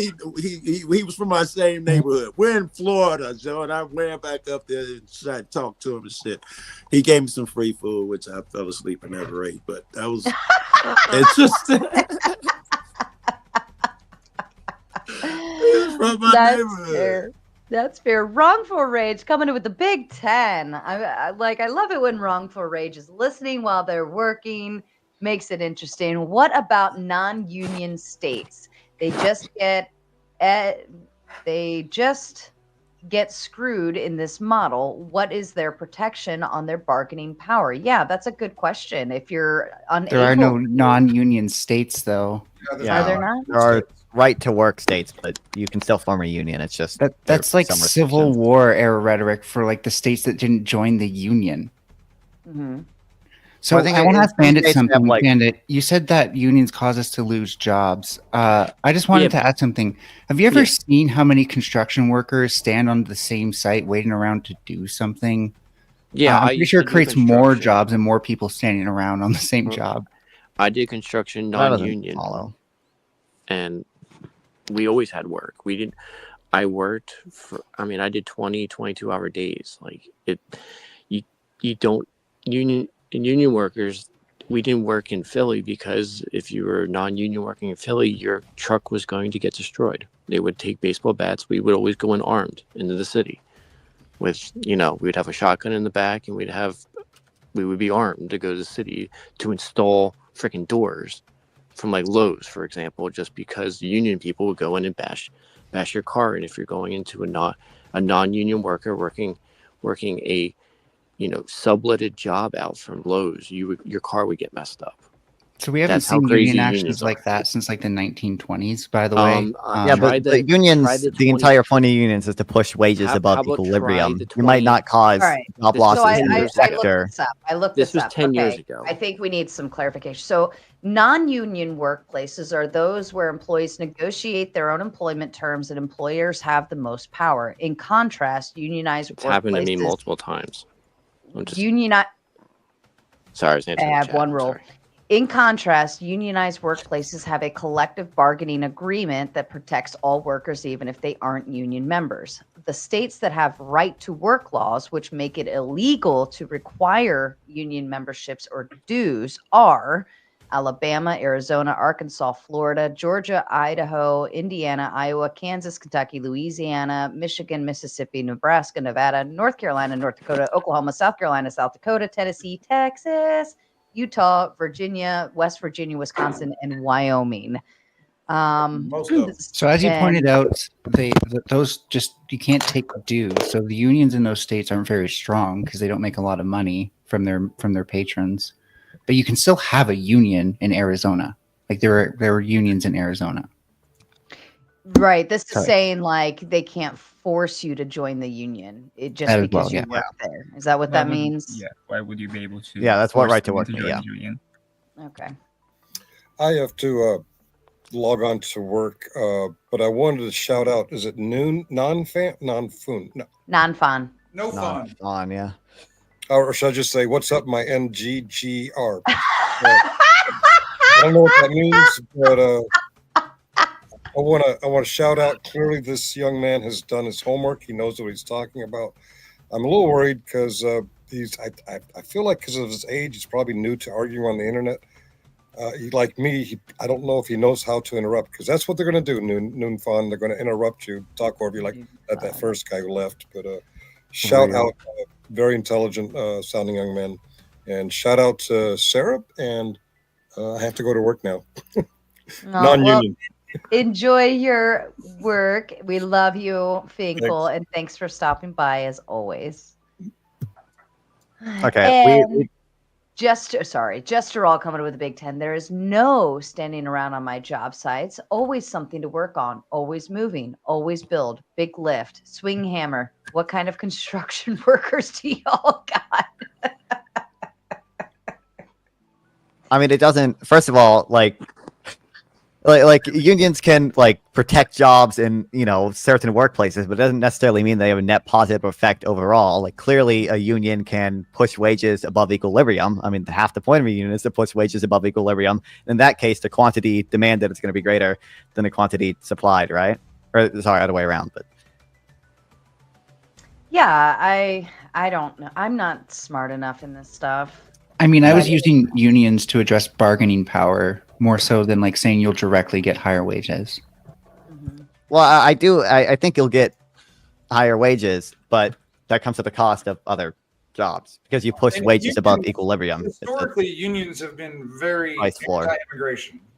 Am I too high? That is true. They've also been racist before. Yeah, because they exist to protect the workers within the union, and they don't want other people like undercutting them. Yeah. Which makes yeah. sense. Also, historically, their police workers unions pay exist. their It doesn't mean I union love fees. police unions. Well, unions pay the. Well, sure. Yeah. They're paying their. Hang on a second.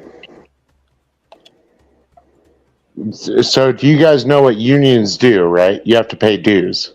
Yeah, that's what I was getting at. Yeah. So, what do you think the percentage of your wages are when you pay dues? It's not a lot. It's not like you pay dues and then unionization happens. No, like so in my union, right? It is a little bit deceiving, but like you pay 94 cents now, 94 cents for every hour you work, and that goes to the apprentice school and the health and welfare fund, and then you pay your dues. And typically for all the trades unions, it's going to be 1 hour of double time or like 2 hours of scale. So like in Dallas, scale is $40 an hour. So your dues are like $80 a month. Then on top of that, you have to pay a death benefit for every person who dies. And each local has a different amount. But like usually there's like some 2 or 3 retired guys that die every month that you have to chip in like an extra $20 for. So like your dues every month probably are about $250. But that includes your pension contribution and your entire healthcare plan for your entire family, zero premium. And that's basically all trade unions. Yeah, I just looked it up. It's $400. The average for the United States is $400, or roughly 2 hours of pay per month. Yeah, is what union dues are. That's gonna be standard. It's my understanding is that your premium for your health insurance anywhere else, right? And it does include your pension, which is it's a heavy pension, and union workers get both pension and a Social Security, unlike like government or public union workers. They do not get Social Security. They only get the pension. That's what my grandpa went on strike for. He was a janitor at my school, and it was to keep his pension, to keep it strong. It's not, they still had a pension, but they were trying to remove money from it. Yeah, the public unions, their pensions aren't as strong, and because they're liable to get fucked with by I don't know, but they can get messed with by bureaucrats, right? But like the union health and welfare funds, most of the trade unions, they've all been around since like the late 1800s. So they're This wasn't public, by the way. This was a Catholic school. Well, I mean, the trade unions, their pensions are pretty solid and safe. Well, it depends on your union, because I was forced to sign on to a union in Southern California just to have a job, to say that I was a part of that union to drive a dump truck, when I was not going to get. No. This wasn't Teamster. No, this was in Southern California. This was just to have the job. So you can sign on to it. There's a lot of like games they play with that. You can sign on to it for a period to like just be on that job, just like you can for like a government job. Well, unions increase the equilibrium wage. That necessarily essentially means the quantity. I mean, there's no, unless the demand curve for labor is perfectly inelastic, you can't simultaneously increase pay and increase the number of jobs. One of those two things has to change at least a little bit. Demand for labor is relatively inelastic, but not perfectly inelastic. In the states where the union is actually less strong, I actually think it kind of is more effective. Like more, you want more strength than what they have in like Alabama or Mississippi, perhaps, right? But like Texas, Arkansas, even the trades unions, they're nowhere near as strong as they are in the other states. But like they're still required because like all the union companies are going to be so compliant, you know what I mean, with any type of requirements that specific government contractors or other type of more, you know, high-end and that authorized world, the union's always going to specialize in that, you know. So it's nice to have, I don't know, I think the states where it's not as strong, it doesn't affect the marketplace in such a negative way, and it's cool to have that, you know, union to help. I think you're talking about scales because I think workplace level unions where it's like we work at this factory, so we're this union versus all steel workers uniting is what's more I'm efficient. talking about the trades unions. No, I know, but I mean like Workers, aircraft mechanics, Teamsters, all the AFL-CIO unions. yeah, I'm saying what I'm trying to say is that at that scale it becomes inefficient. What we need are unions that are more locally scaled, like where you work. See, that I don't know about. Well, Wrongful Rage comes out with the Big Ten saying most unions are mafia. They'll help you, but you'll pay for it your whole life. I'm good on that. Except you can like quit. Well, you only get Right. My Not understanding if is that most you- people are made better off by unions if they're in the union, and that they get a higher increase in wages than the dues that they pay. That does come at a cost of other jobs, though, because wages above equilibrium. You're right about that too. But only because there's not enough legislation that protects those jobs over companies' profits. Both Democrats and Republicans basically bow down to corporations when they say, well, you can't have legislation like that because then we lose profits. Well, yeah, like Well, eventually we're going to have to. What's the purpose of a business without profits? Well, no, you can still make profit, but you don't have to maximize them. Wait, all the hold on. time. Well, what would be an example of legislation that wouldn't also decrease the amount of jobs or decrease innovation or something? So it'd be saying that you can't use your need to maintain a certain profit level to justify getting rid of certain jobs. So what? Preventing layoffs? Like, Can I Yeah. point out something about And layoffs? unionization and government jobs? No. Just give me a second here. So, the unionization, they control government incentivized jobs, meaning like schools, public municipalities, things like that. So, construction labor will be incentivized on those jobs. So you'll get a per diem or a higher wage. So versus like working in the private sector, you'll maybe make $25 an hour for building a foundation versus where you're building something like a bus stop, like I did in Southern California. I built the Calabasas bus stop and I was making $55 an hour. But what that does is that incentivizes, like you said, union labor, but that pushes out private sectors.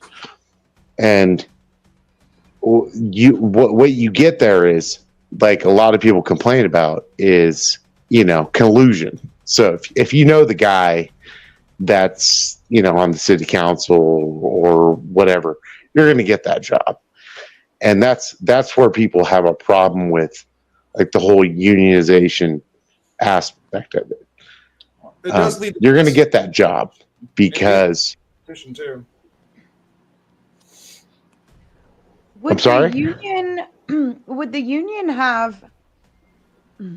I mean, essentially, like, because there are different types of unions, right? There's more localized unions, but then there's national or even regional style, like the teachers' union and so on and so forth. But then there could be localized unions, right? So I think essentially, what, like the Fox was talking absolutely. about was more like local, like co-ops, like employee owned. It kind of seemed like. Well, co-op is like a different way of running the business entirely. Yeah, but I want clarification. You would ban layoffs entirely, or what's the exact policy? No, not banning layoffs. But you could certainly say that, What do you like, do? Certainly say that, like, if a whole bunch of workers unionize, you can't just then suddenly have layoffs. You need to provide a proper We justification. already have that. for it. Sometimes Okay. companies get away with it, but not under my Biden NLRB. Right, They so don't. We need more robust legislation at all to patch up the loopholes and workarounds that they still used to get away with it. That's all I'm saying. Okay. I can tell you one of the unseen damages that like unions cause that like I've seen that like has directly affected all of you guys and what you pay for things is like there's over regulation, right? To the point where like it's hard for me to explain this without using technical terms, but there's a lot of times unions take part in this with corporations that tie into those public funds, right? Because especially in the medical world or like education, almost all the funds come from public, right? So this is a very municipalities. yeah, like the public funds are a very big pot, and it's hard to get into that world. And you want to get into that world to get that money. But then what they do is they create all these regulations that are unnecessary. Okay, and I'm like I could use technical terms to explain it, but it'd go right over your head. But they basically will make a job that could be done for $1 million with of high quality for $1 million, and they'll make it cost $10 to $15 million, right? And it'll be of no higher quality. Or no, it'll be of higher quality, but unnecessarily, like a gold remote control for your TV, right? It's better than the plastic one, but it doesn't need to be. You know what I mean? It's unnecessarily more expensive. And the reason that these corporations like the unions doing that and like the unions taking part in that is because it keeps guys like me from being able to compete with them, because they create these regulations that make it so expensive for you to enter the marketplace that you're just out. You're no longer competition. And then that does lead to monopolies, and then that leads to the unions having problems where we go on strikes and like lower competition. And so there is negatives that no one ever talks about that I've seen. A Grid, you're being paid. Can I give you the panel, please? Well, let me read this one off real quick. Wrongful Rage coming in with a big 20. Did anyone notice every time the writers union goes on strike, our entertainment goes down during and afterwards? Almost like they bargained for more pay, forgave less good work, and the public suffers endless force-fed crap. I don't know if you look at what like one at the Oscars. There's like really good stuff. But also, part of what they went on strike for was for I forget what they call it. The checks when like you play reruns. Residuals, yeah, with residuals for like streaming services. That actually incentivizes them to do a good job, because now if their show gets watched repeatedly, they get more money. They did also do the AI thing, which I think is dumb. That's not productivity enhancing. But and why do you think Netflix only does 1 seasons now? Because they don't want to pay these people residuals. So there's a cost of doing that. No, it's because Netflix picks up like a whole bunch of properties. They basically bulk pick up properties every season, knowing that like majority of them aren't going to do well, hoping that like 2 or 3 of them will. Well, the two good also, ones that they always max them out at 1 or 2 seasons. When in the past we used to have 8 or 9 seasons for a show. You probably just like the shows that nobody else still have likes. to pay residuals even if it's 1 season. Like they still, as long as people watch that 1 season, they still get residuals. Is my understanding at least. All right, yeah, that's not going to make a difference whether it was. I mean, the difference would be the more shows, obviously, the more residuals you're going to make. But like capping it 1 season, it can. A lot of that could do with like how well the show did, or the characters coming back, or maybe the producer or whoever just didn't want it to go any further, or they just get terrible reviews, they suck, and you move on. Can I give an example of how? Go ahead. No, can I give an example of how municipalities work? So I have multiple friends in firefighter services and things like that. So there is a budget that they're given for the year. And if they roll over that budget, which means they expend more, then they have to justify that to the town council. If they don't reach that limit, then they have to explain why it was not that way. Like in the town of Truckee, well, we didn't do that much snow removal, or we didn't do this or that. So there's an incentivized reason why most municipalities or councils or state governments will kind of pad their results because they want that extra money. I mean, this is just basic economics for people. And they will do this over and over, and they will pad the results so that they get more funding. This is exactly why unions don't work.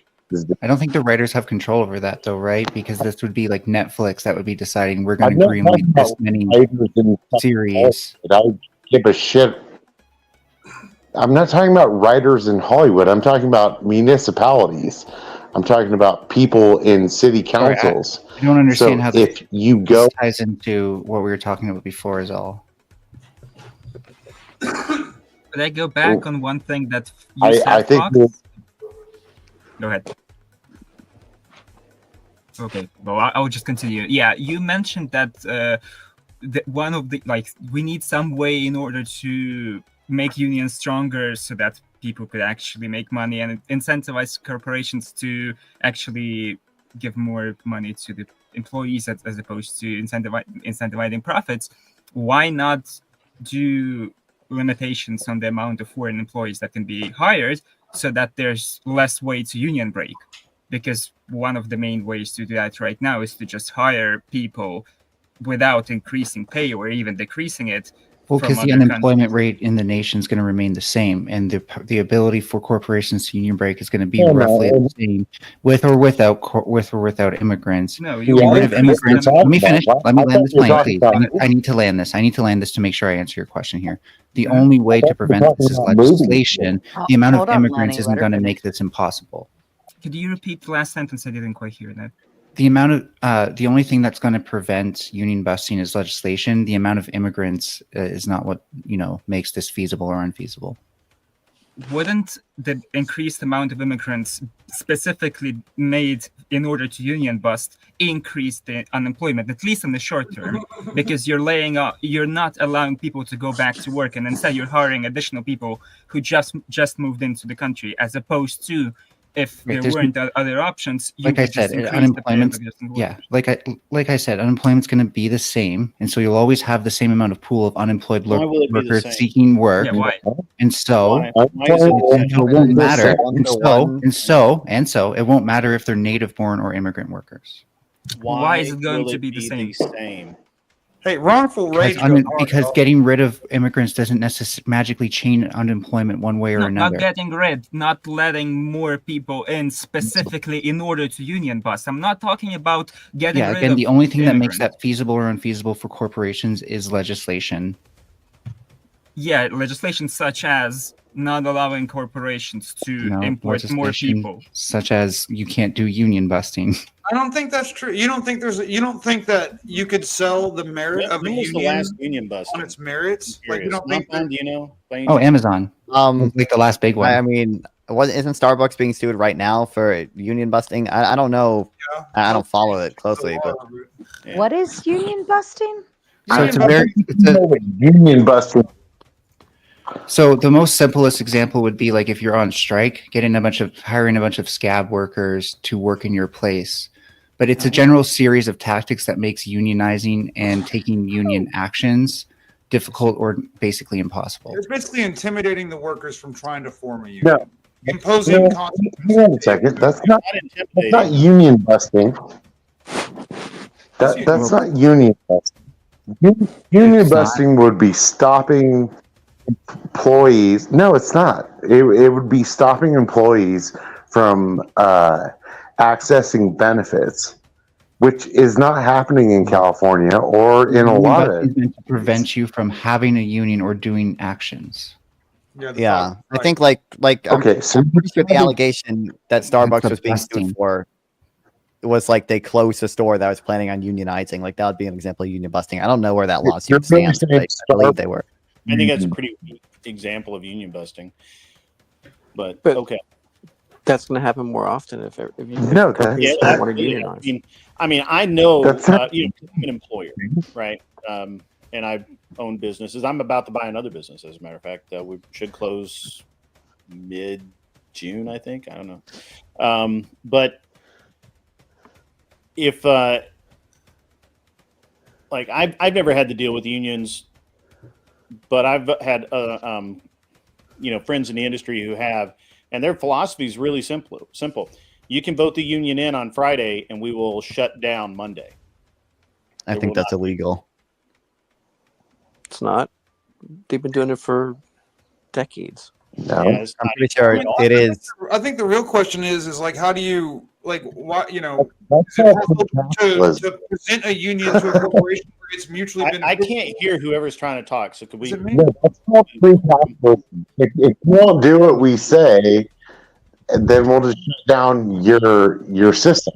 We won't work for you anymore. That is actual like union labor. Like fuck you, we won't do what you want.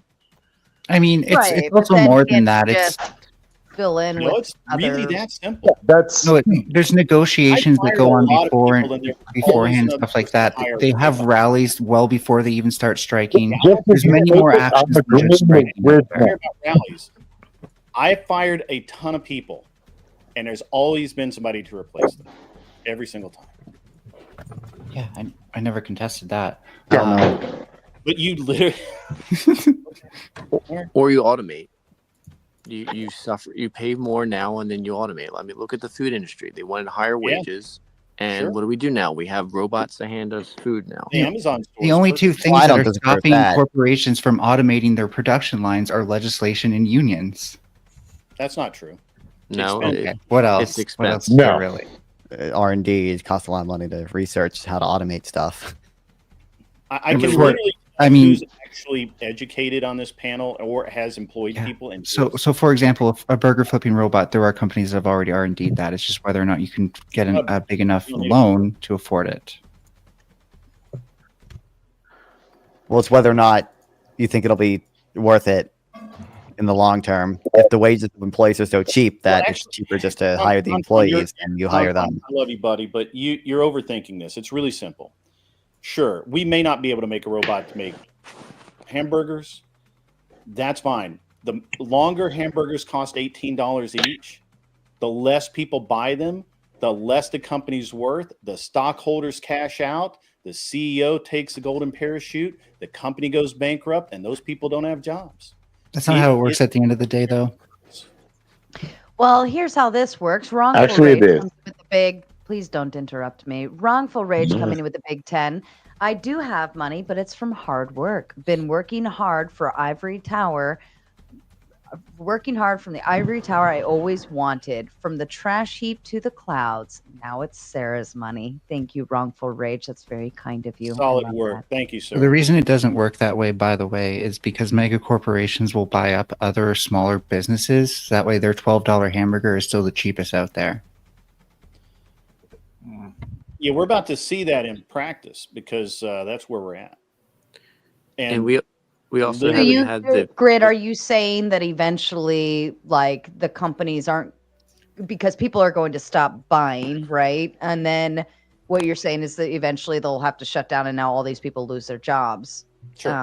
And you're saying that That's how that's inevitably gonna Right. And like we're it's- picking on hamburgers, but it works in every industry, right?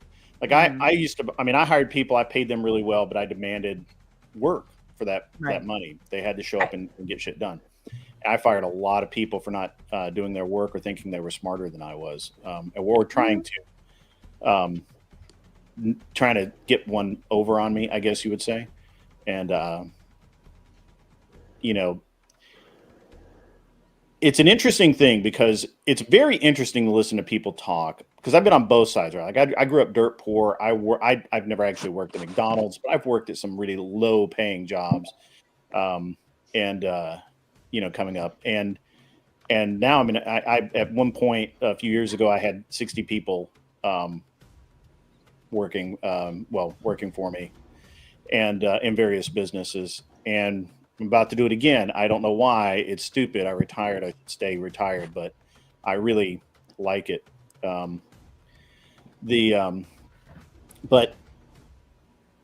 it's the interesting thing is, as an employer, as a CEO, if I don't make enough money to make it worth my while, and I'll just give you some raw numbers on the deal I'm doing now. We're debating not even doing the deal, and you're gonna and when I tell you the numbers, you'll be like, well, that's fucking insane, but let's go with it. Buying a business, it's going to cost me $1.7 million. We're going to buy the real estate that goes with it for another $1 million. It's 2.7. We're going to put 20% down. That's 10% of our money matched by 10% of the seller's money. So that gives us a finance of $2.5 million at about 7.5% to 8% over 15 years. That's rough numbers, that's about $230,000 a year in debt service, and with a cash flow of about $460,000 a year currently. Although they haven't generated their cash flow numbers this year, they're going to do about $8 million this year. We anticipate being able to do about $8 million in sales, or maybe $9 million once we take over. And I have 16 employees, and those people are well paid. They're talented, skilled tradesmen. But if they fuck with me, I will find someone to replace them. What industry? I can't tell you that. I'm under an NDA. I mean, like He's buying my YouTube channel, guys. Yeah. It's a commercial. It's a commercial contractor. That's what I do. You're starting a debate school. It's a commercial contractor. No, that's my world too. You know, I'm in the same thing. Like I own a commercial contractor business, and I don't feel like I can just replace dudes. You know what I mean? Like I don't feel like these, like, because the guys that I got that won't lie, cheat, or show up and bust their ass. Like I don't think I can just. I used to feel the same way you did, man. I did, because I was in automotive, right? And I always felt like, you know, it's so hard to find a skilled mechanic, a guy that'll show up. And at one point, I had my neighbor. He was in another business, but he also used technicians. And he's like, man, I just need to hire people that'll show up fucking sober. And I'm like, so it is hard to find good workers, bro. I will fire. Shows up even thinking about being drunk, he is fucking gone. Like gone. Like he don't even get out of your vehicle. I'll just bring you your check. And I look, I was a tough person to work for. I really was. But you know, we worked at the sharp end of the stick. I did we did a lot of business, and we did pay well for the industry I was in. But it was hard to find people. But there was always a new employee. There's always somebody looking for a job. Now you can get in your head and think, well, there's nobody as good as the guy I have in front of me. You know, I can find people with the right attitude, but like, you know, licensed, qualified technician. Well, now see, that's now like if you're an electrical HVAC, and I'm going to add an HVAC into this. I've got a meeting tomorrow to buy an HVAC company as well to kind of be able to do contracts on two contracts on the same job sites, and just make more money. But at the end of the day, it's not hard work. Hey, let me know your company name, because I will never hire you. No, you shouldn't hire me. As a matter of fact, I fired more customers than you have. I would fire a customer in a heartbeat. No, I'm just gonna hire this guy. I think firing clients is a very important piece for a company, because it's very important in a business to learn how to fire. Speaking of which, Sarah, I have to talk to you after. No, I'm just kidding. Grid, I will say this much: when you were so quick to say like you're going to fire workers, but when you said that like you're going to fire your customers as well, I can respect that you're not like, oh, this person's going to bring me money. I have to like, grovel at their feet for their business and stuff. It's always more money I do respect too. that. I mean, see, this is a mindset issue mostly. There's always more fucking money. I had a client, and one of my rules, Mel, is that if we were, and this was with the race team, if we were working on your car, if you contracted with us to work on your car, and we took it to the track and we were servicing that vehicle, and we're trying to push you into number one, right? Nobody else could touch that car, period. We didn't care if it went home with you at night and, you rubbed it with a diaper or whatever you did with it, but nobody else messed with the car. No other mechanic. You didn't take it to another shop. What if I wrapped it with a crystal? Whatever. So I had this client, and he was just so erratic. And he calls me so we gotten back from Mid-Ohio, had a pretty good outing there. Car was really fast, really, really dialed in. He did very well. And he wanted me to dyno the car. And I'm like, look, I have a full week. Can't dyno the car until the end of the week. Call me again. Hey, could you get me in? No, can't get you in. End of the week, we'll do it. No problem. So he calls me up like the next day and he's like, hey, do you think Rebello Racing used hardened cam bolts when they rebuilt the motor? And I'm like, well, Rebello's, they're fucking legit. So I'm sure they did, whatever it is, I'm sure they fucking did it. Why don't you call them and ask? Well, of course, he had pissed Rebello off too. But, and I'm like, why do you need to know? And he said, oh, I'm at such and such a shop and we're just going to throw it on the dyno really quick to get some numbers. And I'm like, Mark, come get your fucking shit out of my shop. I'm firing you as a customer. Do not bring your shit back to my shop. And he had his driver bring the trailer over and get all of his crap out of my shop. And we loaded it into the trailer and sent him on his way. And he was like, he's probably bringing in, he didn't spend that much. He's probably spent 80, 90 grand a year with us. Wow. Is that because Speaking of, Wrong for Rage comes in with another Big 10 saying, Grid 1 spitting facts. Good to see you, sir. Thank you. To you, Mel. Nice one, Brass. Wait, also, Grid, I'm just, do you think it's union busting if you fire someone for starting to organize a union? Yes. I think that's what I thought union busting was. That is union actually. Yeah, I think that's an example of union busting. Yeah, I don't know how broadly the term is applied to just like I don't know, man. Anti-union videos that corporations play. Unions are a pain in the dick, right? You can't fire a guy. You can't write. Best you can do. Well, I just wanted. There are a lot of allegations against Starbucks. They seem to be losing the cases so far, but they're still appealing some of them. But I mean, Starbucks, Starbucks, no. They kind of deserve it, so I don't really care. Hey, Grit, I just have a hypothetical for you. Yeah, man, go ahead. So I already know your answer to this, but say I was working for you and I was division lead, just hypothetical, and the division decided to unionize. What would you do? If you were in one of my shops, yes, and you decided to organize a union? Yes. Oh, you could organize it. That's fine. But then I would shut down that facility. Exactly. That's what I was getting. You're not gonna have the Wait, I don't know. I thought it was illegal, like immediately after a plant unionized, to shut them down just because they unionized. I could be wrong on that. That depends how big of a corporation you are. Look, so here's the thing. Here's the thing. I can do it's my company. I don't have a board of directors. I don't have anybody to answer to. I am the almighty, all-seeing, fearless. Unless there are like federal laws against it. Yeah, I mean, you But you can't hire force children. A company. You can't force a company to stay open if you can't if hire a company. children. But essentially, the company. I can't hire children. They just can't work more than 20 hours a week. Don't tell me what I can do. You can't hire people under 15 or whatever the minimum age is. When we're talking about laws against it, by the way, we're not talking about like keeping them open, right? We're talking about charging or making it possible for these companies to be sued after the fact. Oh, you could try and sue me. I feel like you can't say a company. Lena Khan's still here. We got a few more days.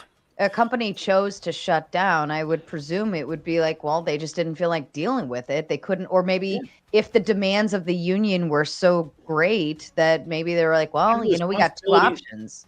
I mean, had we embraced communism? If I feel like my wallet is going to be adversely affected by you unionizing my shop, great. You can unionize. More power to the union. But I'm shutting that business. I mean, if we had communism, though, then the workers could own the shop instead. You can own the shop right now. You can organize the co-op. There's a neat place that works, and that is China and Russia. I invite you to visit.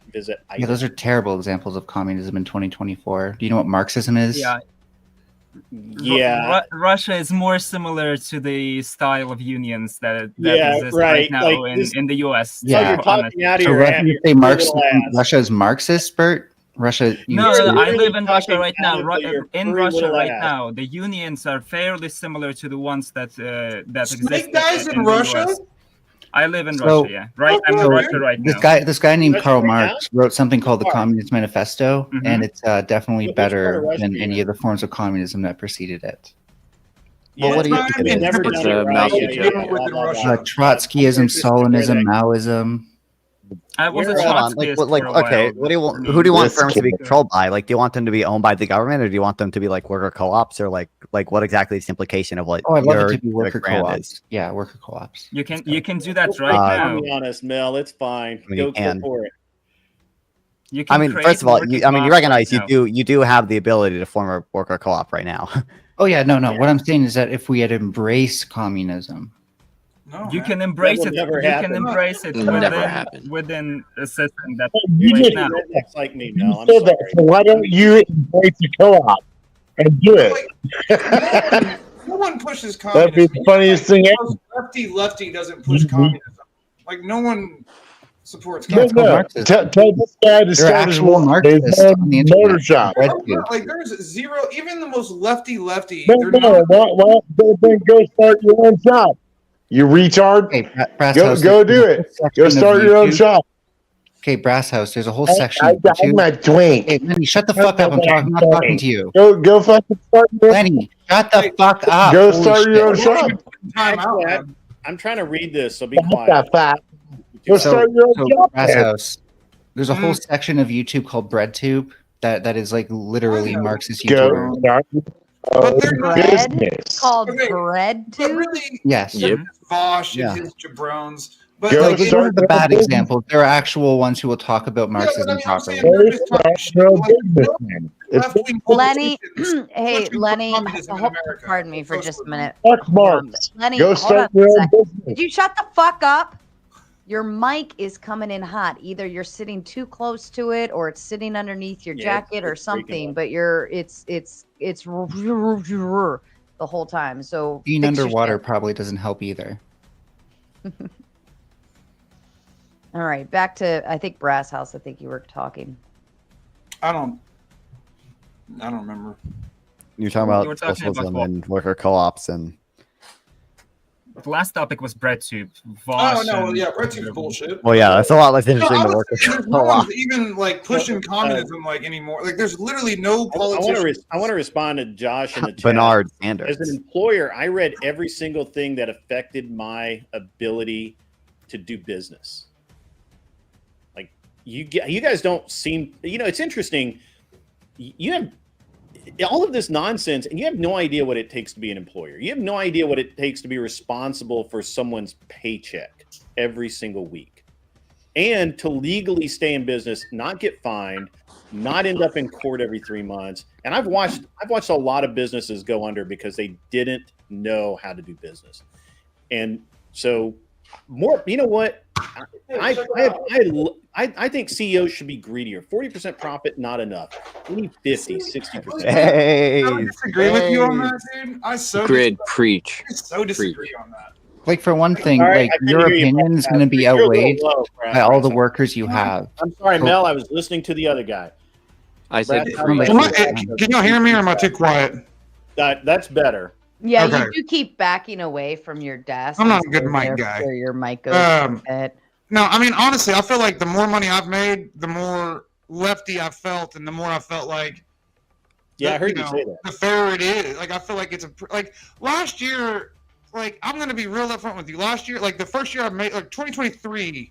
Yeah, 2023. I made 400 grand, and I paid $20,000 in taxes. You know what I mean? Okay. As a all right, so I did not own a business the past few years, and my wife collected a W-2. I've paid 6 figures in income tax every year for the past 10 years. See, I barely paid shit, and I made it. I mean, I probably I made more actually- than that. I they probably actually- paid a lot more than Brad, what my Brad, taxable Brad, income Brad, was too. Bro, the Fed kept so much of my money that my average refund was $98,000. Man, what a terrible problem to have. Well, they kept $98,000. You just gonna let somebody have 100 grand? Yeah. Like, okay, how much did you pay in payroll taxes every week? Right, like a lot, right? Yeah, Dude, right. I mean, like yeah. it costs a lot of money. Like we spend a lot of money anyway. Like Yeah. $8 million, I'll make 400 grand. $8 million. Those will benefit from all the services the government provides. No, you would do better than that. Like, bullshit. because like at the end of the day, Bullshit. like the only Bullshit. thing that What? I would change is I don't think there should be a corporate tax. I hate that. Like I think that like my business, like I just burned through all my. I just bought 2 new trucks. I hired 4 new guys. Like I burned through all my cash because it was all going to be marginal tax rate at that So point, tax the right? people, not the rich, is what it sounds like. What? Tax the people, not the rich, is what it sounds like you're saying. Well, just don't tax investment. Why would you just do a destination-based cash flow tax? You don't tax investment of corporations. Yeah, get rid of corporate tax rate. You know There what, shouldn't be a non-fun? corporate tax rate at all. It makes no actually sense to probably the tax smartest thing corporations. you've ever said, non-fun. Like I should be able to save money from year over year to like for my operations, right? Because the way it's done now is I'm incentivized as a business owner to burn through my cash at the end of the year and then rely on debt at the beginning of the year until I can rebuild it up with revenue and then either pay marginal or burn through it. But And I yeah, don't like, think it's that unfair. If you want the wages to So work, non-fun, your solution would work great if like corporations actually reported their incomes properly. But as you see, like the bigger they get, the more. well, it's harder to avoid a destination-based. You can put your assets offshore. You simplified. can put your assets offshore and stuff like that. So you can't just It's tax simple- First of all, that you're talking about. DBCFT is Don't typically talk harder to to avoid because it's less complicated, it's more simplified. But also, if you want the real wages of workers to go up, you know what you should do? You should not tax savings. You should only tax consumption. You shouldn't tax all the rich people who are saving their money. Because saving that money increases productivity, which in turn increases rich.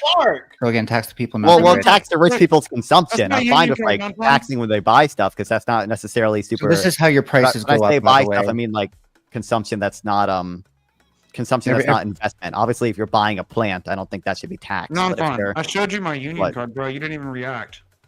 I wasn't looking Busy at it. chit-chatting. Hey. Wrongful rage coming in with the Big 10. You can embrace it, but you'll, I'm assuming, die of hunger if everyone else does. F tanky garbage. Yes, yeah. I'm so And sorry to people hear are that people great. are that clueless that they don't understand that like the Mao every and time I Stalin see you, Mel, regimes I can't suffered believe from Okay, malnutrition. I'm Hold gonna talk about on. wrongful rage, I'm Fox. talking to you. That's Yeah, my guy. I know you're dude. afraid of the communists giving information. So there was something I'm not called afraid of Lysenkoism that Mao and Stalin both embraced. This is a false science. It is not supposed to be used with crop sciences. And the way that they tried to force hold on, farmers who you were think- normally nomadic, again, I know this is new information to you, Grid. It's time to learn something. The way Have that they you would been? force Grid, shut the fuck up. Seriously, I want the fucking answer to the question. no, I know you silly want little- to avoid the new Tell information. me So again, what- forcing farmers who were normally nomadic to exactly farm what you local think in a Mao domestic did in a way, it positive was not light. akin to their livelihood. Tell me what Mao did that was positive. I don't give a shit about Mao. What you Okay. just That's why him calling out Twinkies is stupid as well. Wait. Why did Lenin the only way that Lenin found for the Soviet economy to actually work was to enact the NAP, which is basically keeping the capitalist economy in place for temporarily. Yeah, you're better than why that, was Fox. that the only way? Do better, Fox. Yeah, no, again, I'm not a Stalinist either. I'm a Marxist. If you should know what Marxism is before you try to forward. these Yeah, but arguments. no one really. Well, you don't know what you're talking about either. You told me that companies are going to like offshore their assets to avoid a destination-based cash flow tax. The key part of destination-based is that you tax it based on its destination, not its origin. It actually is pretty hard. It actually is relatively easy to avoid the origin tax right now because you can station your company in the Bahamas. Because I was wrong. Because I was wrong about advanced economic. Wait, so because I was wrong about advanced economics, I don't know what Marxism is. You realize how disanal. Well, no, you were just like you shouldn't talk about Marxism if you don't know. You realize how that's unequivocal. Do you realize how that's unequivocal? Do you know what an do you know what an false equivocation is? Non-fun? You should probably learn what that is before you come debating about economics. And Well, I love with talking you. about money, especially when people are sending it to me. Wrongful rage coming in with the Big 10. We protect the rights of rich or poor, sick or healthy, thin or fat, tanky or based. It's the American way. MOA killed how many millions? He did Mao. terrible. You meant to say Mao. Oh, Mao. thank you. I live under a rock. I don't know all of these things. Mao killed how many millions? He did terrible things. Who are you talking about? I think it's 300 million plus. You don't know who but I could be wrong. Lysenko is. Don't blame Mao because you don't actually know what led to the crop failures during that time. It's Who And caused Tiki- Holodomor? Go ahead. It's communism, but we haven't perfected it yet. It's. You I mean, can't perfect it. It's you have That's to my have point. infinite Just resources chat for up. communism to work. Shut up. It's been proven. You have to have infinite resources. Where do you for see what my communism to work. banner says? No, you I read don't. that That's to stupid you. as fuck. And Tiki Tack coming in with the Big 10. I don't know about y'all, but I'd be taking lessons from the guy making money, not giving lessons. That's an excellent, excellent point. Yep, union Did you see what busting my is ticket- based my, if you want to make as much money as Hold possible. Good on, point. let me. Now, if you want to be a worker who's protected from your greedy ass boss, then you want a union. Well, you want competition, Oh, right? I Well, mean, Yeah. why would we? Okay, It's the why would I dumbest thing I've start ever a heard. business? Why would I start a business if I didn't intend to benefit from it? Right, and not to say that it can't get greedy appearing. Oh, here we go. Or put I'll take grid the and smoke. sell. Well, you kick the guy now. Everybody you do you what can Grid expect to do it off says. the back of your workers is all I'm going to say. But I think that essentially. Oh, I'm not. Not you, Sarah. Not you, Sarah. No, I know you're not saying to me. What I'm saying though is like if I come in as an employee, I know that I'm going to work for the money I'm making, right? Whether I think it's fair or not fair, whatever. There's a standard market value across the board. We can take that and apply it. It's common sense.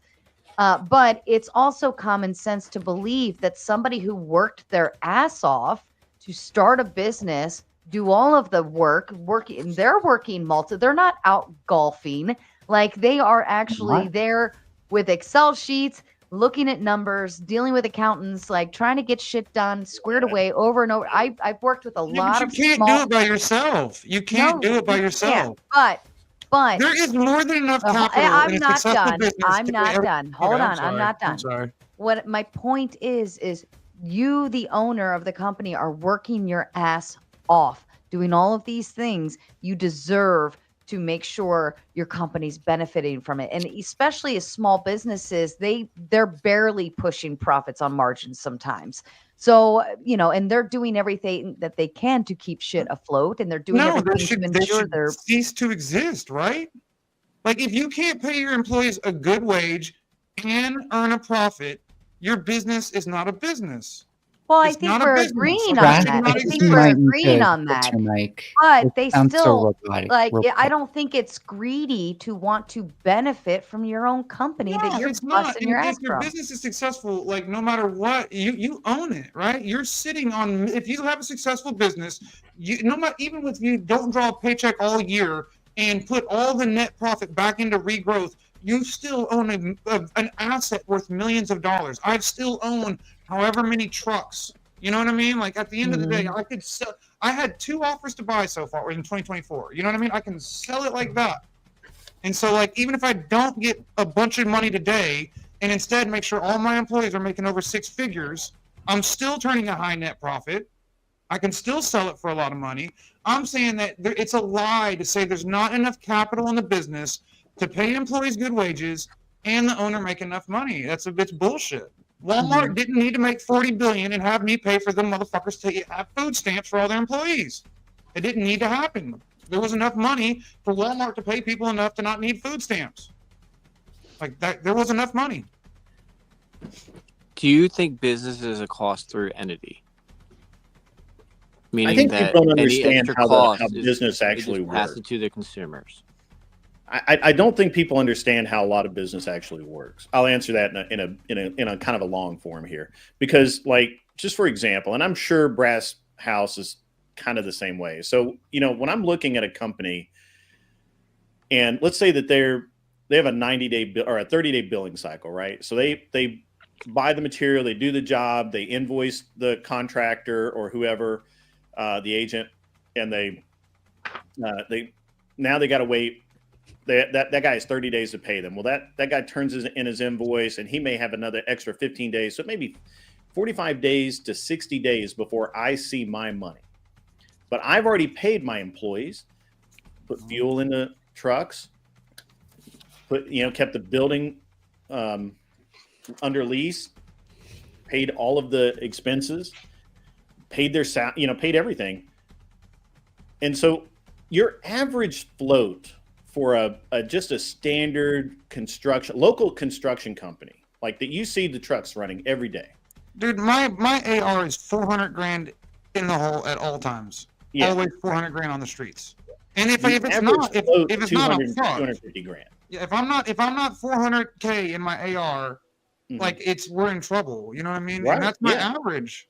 And your But and once your you float's start, probably you know as well as I do though. $300,000 a month. Okay, once you hit like 5 million revenue or 3 million revenue, even right, 3 million, you're getting like 400K a month coming in every month, right? And your margin, if you're pricing or your margin, you're putting everything on like at least a 30% margin. That's 100 grand in margin to pay with. You pay your shop, you pay some vehicle payments. You're still sitting at 40K like on a bad month. It's like you don't hurt as the business owner. Like I'm telling you guys, like if this is business right here. Cost of goods sold divided by 0.7.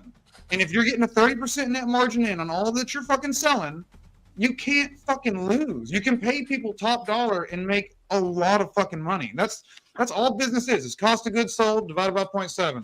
Bring in a lot of fucking margin, and it's gonna be you can do whatever you want. And let me interrupt you, gentlemen. Wrongful Rage coming in with the Big 10, forcing unskilled farmers into fields yielded poor harvests. Who would have thunk it? I asked the town idiot. He knew. I don't know why I hate you, but time out the fox. Let the panel debate cost of supply waste. Melanie, you got 20 minutes back. Can you just shut up for a fucking minute and let me talk? Melanie, you have 20 minutes backstage. I'll start. I'm glad they were so your timer afraid of me answering. What's wrong with that? now. You'll get it in. Don't worry. All right, let me set the timer. He's sad that he's gone. Joseph, I've never paid under company value. I mean, under values. Like I pay. Actually, I tend to pay at the high end of the pay scale. But when you I have had to, right? when I had the shop in Denver. Now, of course, that was automotive. I was the highest per hour labor rate in the city, except for BMW. At the dealership was like I think they were 140 and we were 115 an hour. It's and everybody else expensive to be good. It's expensive to be good. Yeah, I don't undersell myself. I'm fucking good at my job. Dude, I get underbid by union contractors. I mean, I'm joining the union. I'm in the process of it, but I get underbid by union contractors right now. And like, it's you buy it or fucking don't. The company that I'm in the process of buying, they pay more, and I should say we, since we're taking it over. We pay more than the union. I do too. That's what I base my pay off of, like $5 above union scale. Yeah. And no dues. And no dues. But I think there's a net benefit to me to enrich my employees. Like I think that the more stable they are, the more easily they can afford a home. Like what I tell everybody, our goal is for everybody to be able to afford a lake house, right? And if they can afford a lake house, they're gonna imagine how much fucking money they made me. You know what I mean? Like it's unreal. I'm not supposed to cuss, right? I apologize. You can cuss. Well, I've been cussing like a sailor, so I don't know. I don't know. Nobody gave me I'm a plumber. I don't even hear it. You know? Cussing. I don't even hear it. No, she just told me to shut the fuck up. You're right. Well, Grayson, Grit, I have a question for you. I have a question for both. Since you guys are both business owners, yeah, what would be the biggest cost for you not to expand your business to hire more employees? Since we're trying to get to the employee question, is it regulation?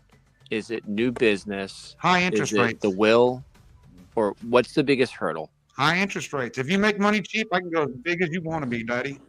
Okay. Yeah. Oh, I mean, that's actually daddy.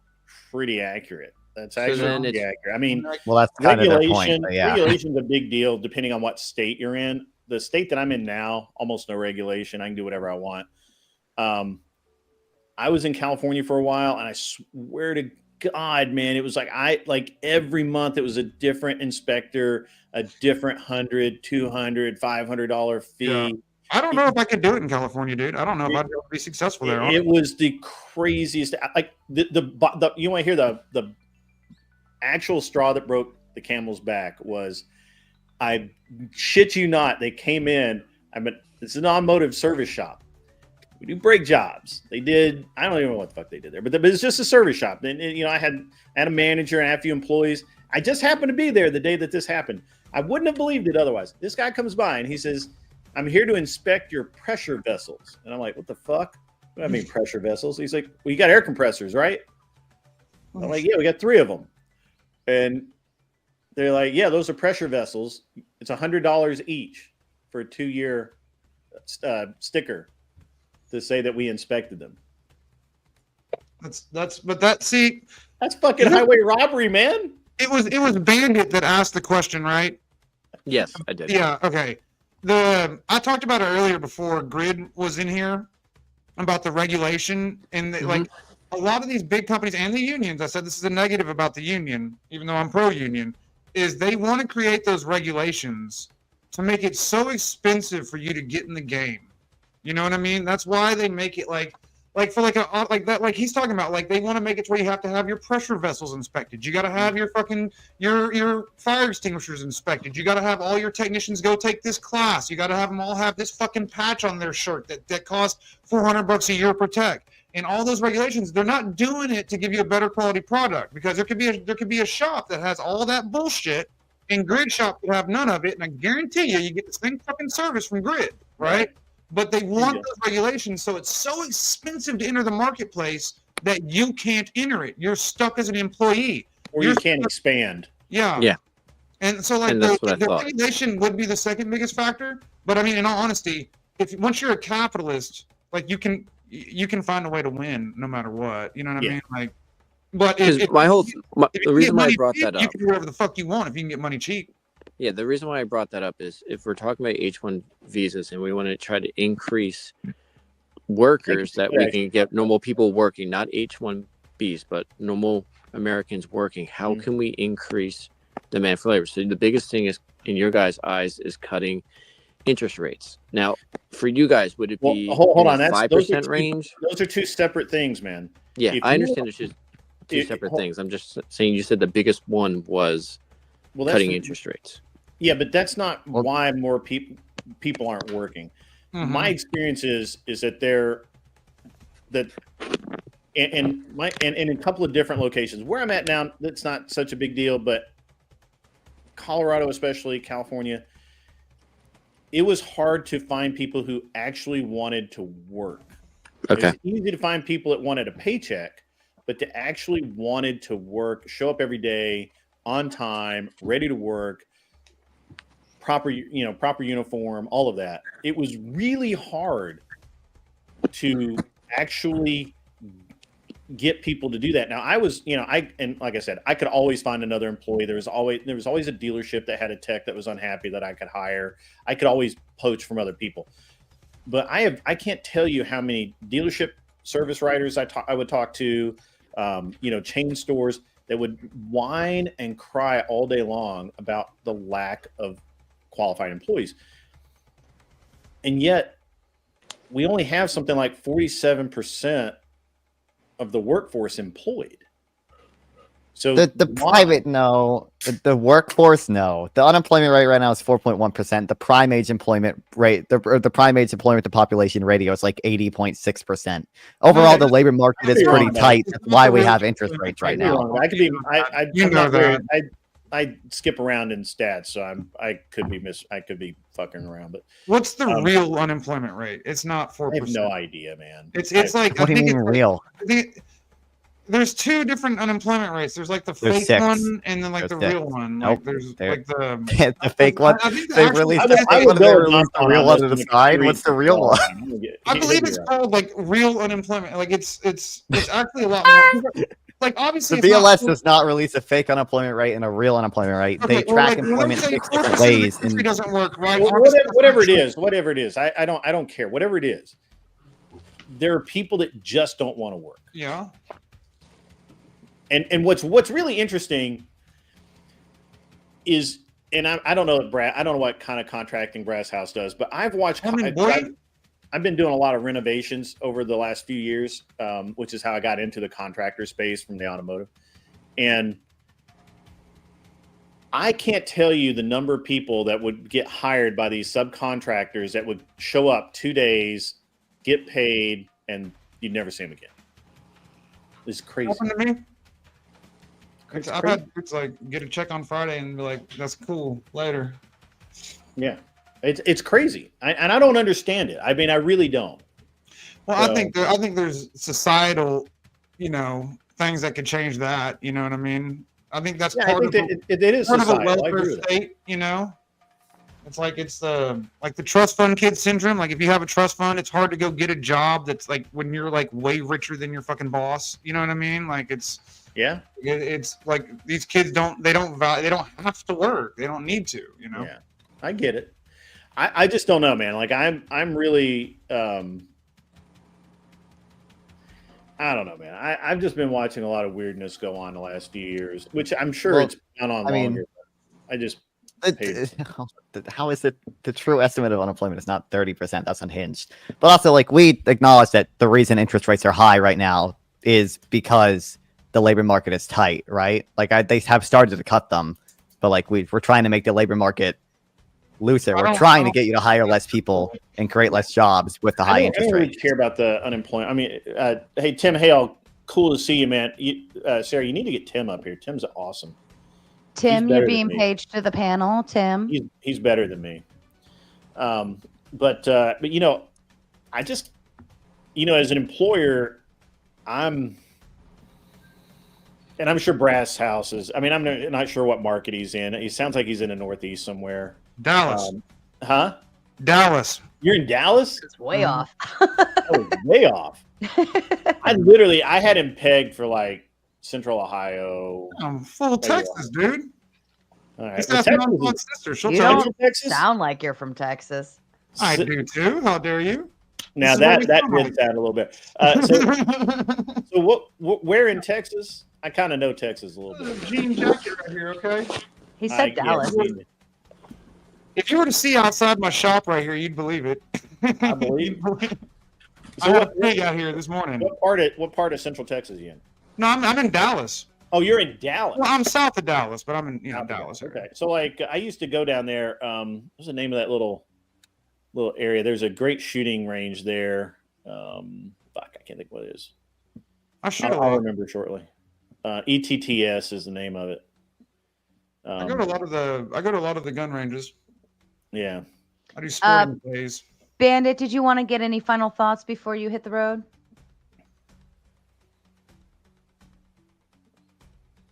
Bandit. He's already gone. No, he's still here. He's on panel. He just forgot to hit the button. Maybe. Bandit, 3, 2, 1. No, he's still talking in the chat. Why is he doing that? Thanks for having me on. That's fair. Okay. Melanie, you got 8.5 more minutes. Why does the fox keep getting put in timeout? It's just kind of later. the drill, man. No. I mean, she's Just give her a hard time. I welcome Melanie to my panel always. She's always Tim Hale, get up here. She always I comes in. have to as a go. good I've got to go do like dad stuff and. She seemed like All she right, was we arguing can in start. good faith. We can we'll end up like probably shutting down in the next half hour or so. Yeah, I'm actually going to dip out, guys. I didn't know I was going to come into this chat when I clicked on the SteamYards thing. I did not plan on that. This is my first time doing one of these, but it was fun. Oh, well, yeah, you're always welcome. We always host open panel. Usually I kick off the conversation. Oh, kitty cat. Yeah, I'm Nonfon's biggest supporter. He won't admit it. What's your kitty cat's name? Like, for sure, his biggest financial. This is Cosmo. Cosmo. I should have expected. She looks so miserable. It's like He does not want to be on Grid, camera. it was really cool meeting you, Grid. I actually liked you a lot, man. You were really cool. So. Well, I try to be just just be me, So. No, it was actually really cool meeting all y'all. Yep. Yeah, you're always Hey, man. welcome, Brasso. We'll Feel see you free to come again. back. Great. And then Quick there will- question. What would be the typical interest rate for business loans in your area or in the US in general? I mean, Say half a mil. Half a mil. Half mil today is you're probably looking at 7.5% to 8%. But that's 10 years. So understand that's a 10-year Mhm. 10-year loan. So It's it would not- accumulate quite a bit, yeah. Yeah.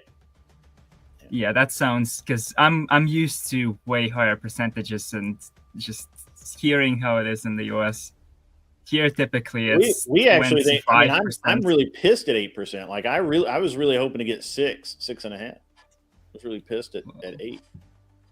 Yeah.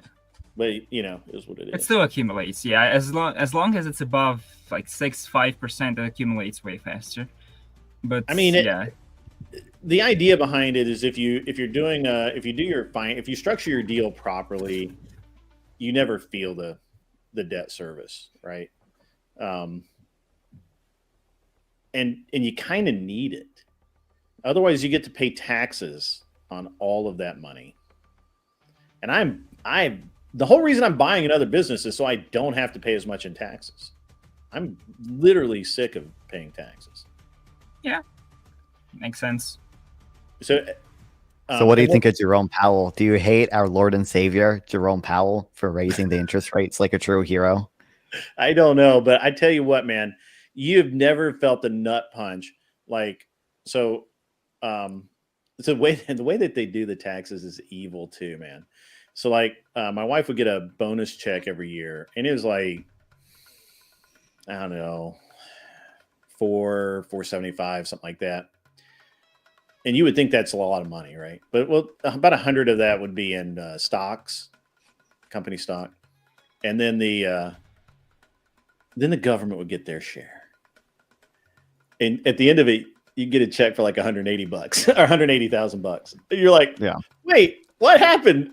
Like, where's all my money? But no, yeah, you don't get to keep any of it. The government has you, bro. The government has you. So. But you really you don't think you benefit from any of the government services? Any of them? I mean, that's a hard one to talk about. First of all, federally, unsure.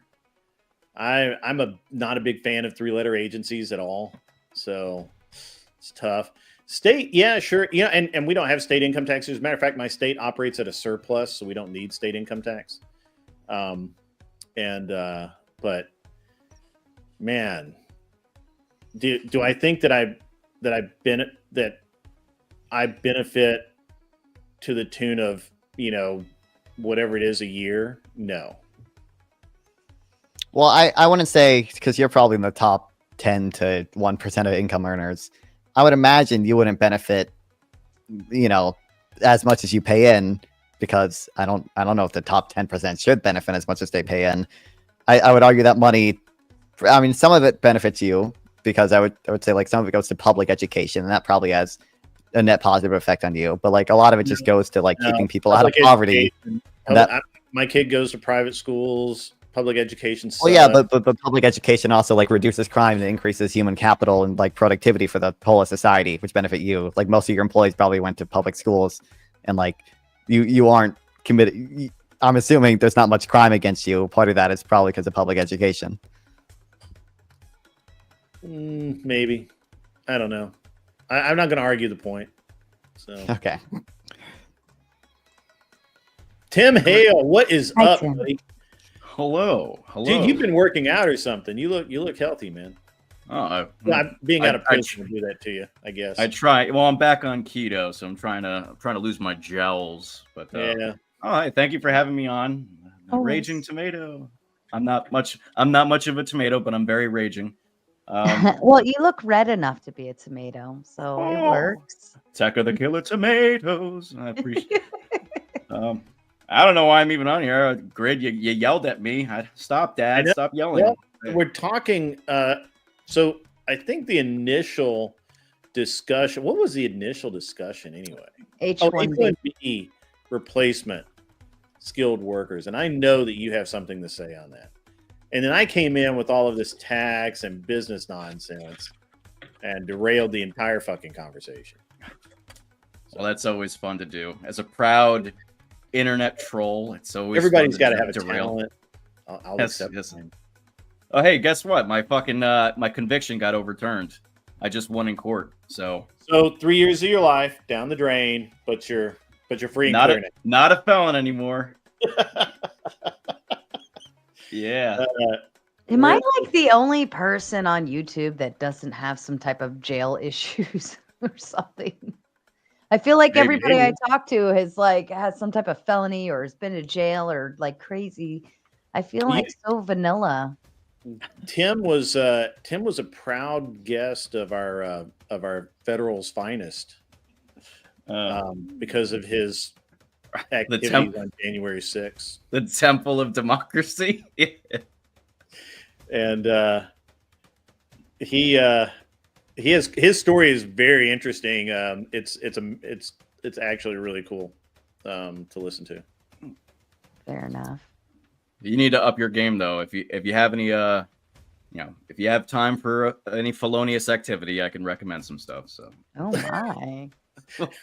We'll get you there, Sarah. We'll get you there.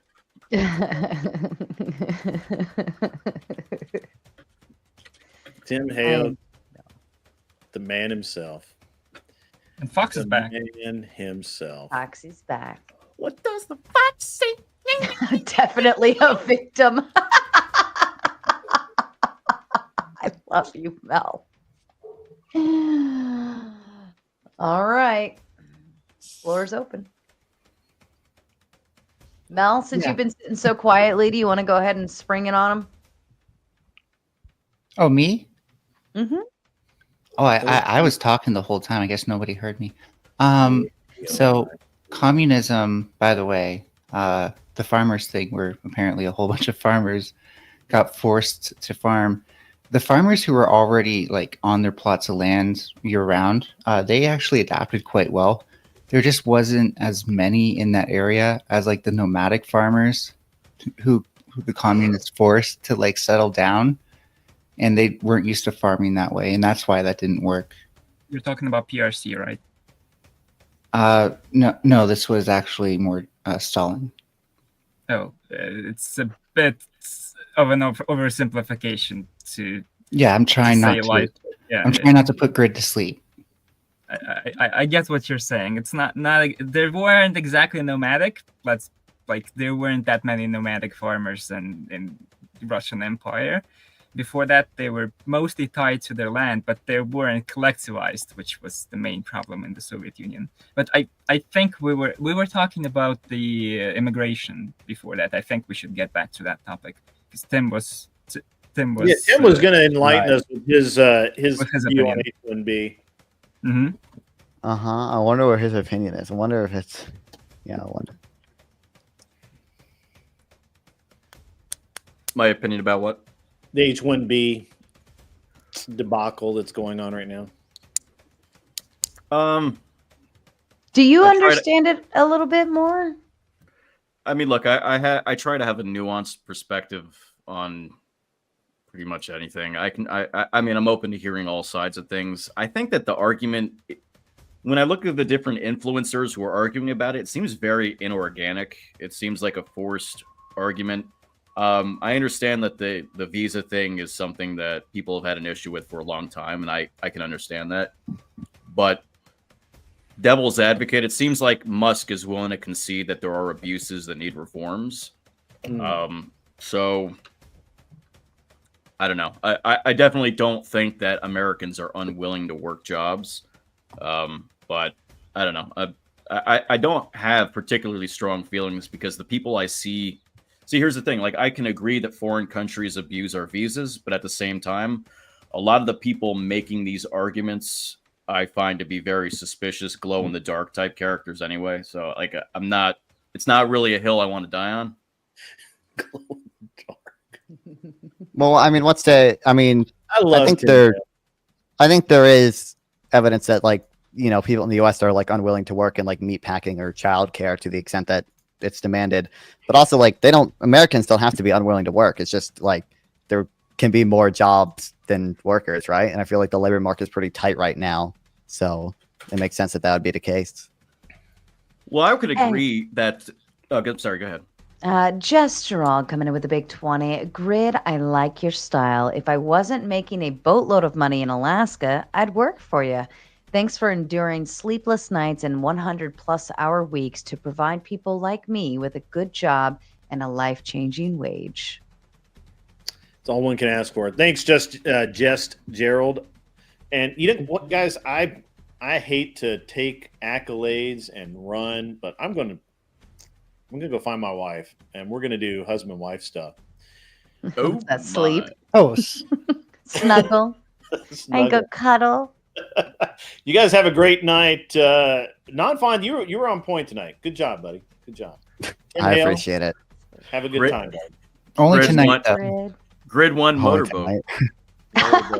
See you guys. Sarah, have fun. Bye, Grid. Thank you. All right. And Tim, I think you were going before I interrupted you so rudely. Oh no, I like I said, I can meet people halfway. I think that I've read a lot of books about things like you mentioned the meatpacking industry, and I agree that there are a lot of people who, when they get into that industry, that it's not something that they expect, and I think a lot of it has to do with the brutality of the businesses that really run that stuff. But I don't worship the free market. I actually think that corporations abuse laborers, and so like I'm a union guy, and I have been for some time. I'm not a traditional, I guess, I'm not a Republican, so. I think two things can be true at the same time. I think a lot of Americans are or would be averse to working in conditions that are frankly not safe or whatever. But I think that just means that we should improve the conditions and encourage Americans to take those jobs. So, but like I said, I don't really have strong opinions about this whatsoever. I am a union guy, and historically, I mean, my biggest things as a union guy are fair working or fair pay, good working conditions, and respect for the worker. So I mean, that's pretty much it. Okay. As far as I know, the U.S. Specialist immigration system doesn't require the employers to prove that they couldn't find anyone eligible among the citizens and people with PR and work visas already in the country.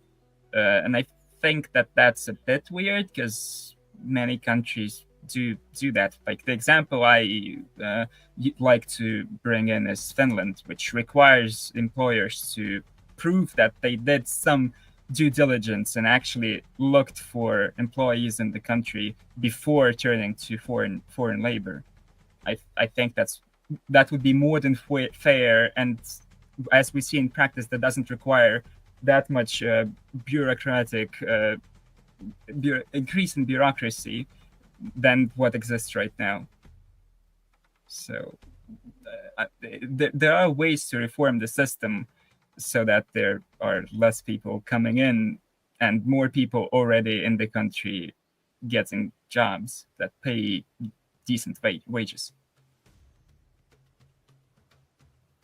Mel? I mean, I guess I don't know how much I care whether or not they hire an immigrant or hire a native if I think that the hiring of the immigrant is still probably a net benefit for everyone. Would it not be a greater benefit because my thinking is, if you bring in someone that's not currently present in the country, you're bringing down wages and at least in the short term, you're increasing unemployment simply because that job, if that job could be filled in by someone already in the area or in the country. If that's not the case, I don't see any problem with bringing someone overseas. But that often is the case, that you could fill the job in with a local, and by bringing a person from Russia or Ukraine, India, wherever, you're taking away a job from someone already there, and you're bringing up unemployment as a result. Necessarily think you're taking it away, because it's about like opportunity cost, right? Like if the immigrant is able to do, this job, it could be the case that the native worker goes on and gets a even better job. Like especially if the immigrant increases productivity to some extent, then that'll increase the average wage level for everyone. I mean, it's the same argument. Like, does using a shovel take away a job from 3 people who are using spoons? It's like, well, there's an opportunity cost, right? The resources are now able to be used for other things, and it's like, if we bring in an immigrant, the domestic resources, that domestic labor is able to be used for other things as well. So I don't really, I don't care I'm not that arguing much. for employing more people. I'm arguing for, like, if there's a position that's, because we're talking about specialists. If there's a position that is specifically, let's say a data analyst. If there's a data analyst in your local area, the efficiency and the productivity would be comparable to a data analyst abroad. If you can't find someone with specific certifications or whatever, yeah, sure, bring them in. But I'm not talking about specifically trying to find someone with lower specialization. I mean, we're assuming that like this is like a fixed pie. Again, this is I mean, everyone can look this up. Just like go to Google, type in lump of labor fallacy. There's a Elon Musk tweeted this out. Even like there's not like a fixed amount of work that can be done in a day, and it could either go to an immigrant or go to a native worker. There can be benefits for everyone. Some like it's not everything has to be zero sum. And when I engage with trade with someone, we're both benefiting. There can be, you can bring someone here and create more jobs as a result. Both people can be employed versus not letting, you know, the immigrant in and the native workers employed, but that immigrant isn't employed in America. And we lose out on labor markets. By the way, waiting for labor markets to stabilize to respond to something like you don't have enough general physicians. You know, waiting for them to go through school and all that stuff when there are foreign workers who could come in and fill that gap now. Like people are going to suffer. Yeah, people are going to suffer if you don't get general physicians doing their job. To bring those people in, because as I said, if there aren't people who are eligible for, who are able to fill in those positions, I see absolutely no problem with bringing someone overseas. Well, eligibility would be like one of the first criteria because you have to get an employer to employ you before your H-1B is certified, I believe. Yeah, that is true, but you would still. But again, opportunity cost. It could be the case that the immigrant comes here and works, and now that domestic worker is able to do another job, a job that wouldn't even exist if he was doing the job the immigrant is now doing. There's not a fixed amount of work that can be done in a day. It's not a fixed pie. The pie can grow. Everyone can win sometimes. The pie can grow, definitely. Why wouldn't that job be created? That job wouldn't be created. Is that job created by that employee who wasn't hired, or how does that work? If the employee is doing another job they can't do, if the employee is doing the job that the immigrant could do at a lower cost, by the way, then they can't do a job that, you know, that the other alternative job, the next best alternative job. Yeah, and if that, again, the same logic applies to that other position. If they are searching for employees as well, if that person who's working on the lower wage job that position is filled in by a domestic applicant, and the better job can't find a person who can work because the only person who could work there is already doing some work at another place, then bring in an immigrant into that position. Well, I mean, if you're okay with bringing an immigrant into that position as well, like, I mean, I guess I don't, like, I'm in favor of bringing in immigrants because of that argument. I don't see, it doesn't really matter to me what job the immigrant is doing. Just like let the market, I would just let the market figure out what job it's more efficient for the immigrant to have. You would end up with less immigrants who aren't necessary for the economy to prosper. The moment that someone... What do you mean aren't necessary? Meaning that they aren't filling in positions that could not be performed. They can create new positions, like they demand new services. They are also a positive demand shock. There's not a fixed pie. There's not a fixed number of positions. The immigrants aren't the ones who are creating new positions. They're filling them in. Wait, no, immigrants do create new positions. H-1B workers do create new positions. H-1B workers create new positions in a ton of other jobs where they demand the services of, like grocery stores and restaurants and all these other. They're a positive demand shock for all those industries. Yeah, I'll give you that. Yes, they're creating more demand, not specific. They're creating more demand, which in turn creates more positions. Well, yeah. I mean, it's the same reason why.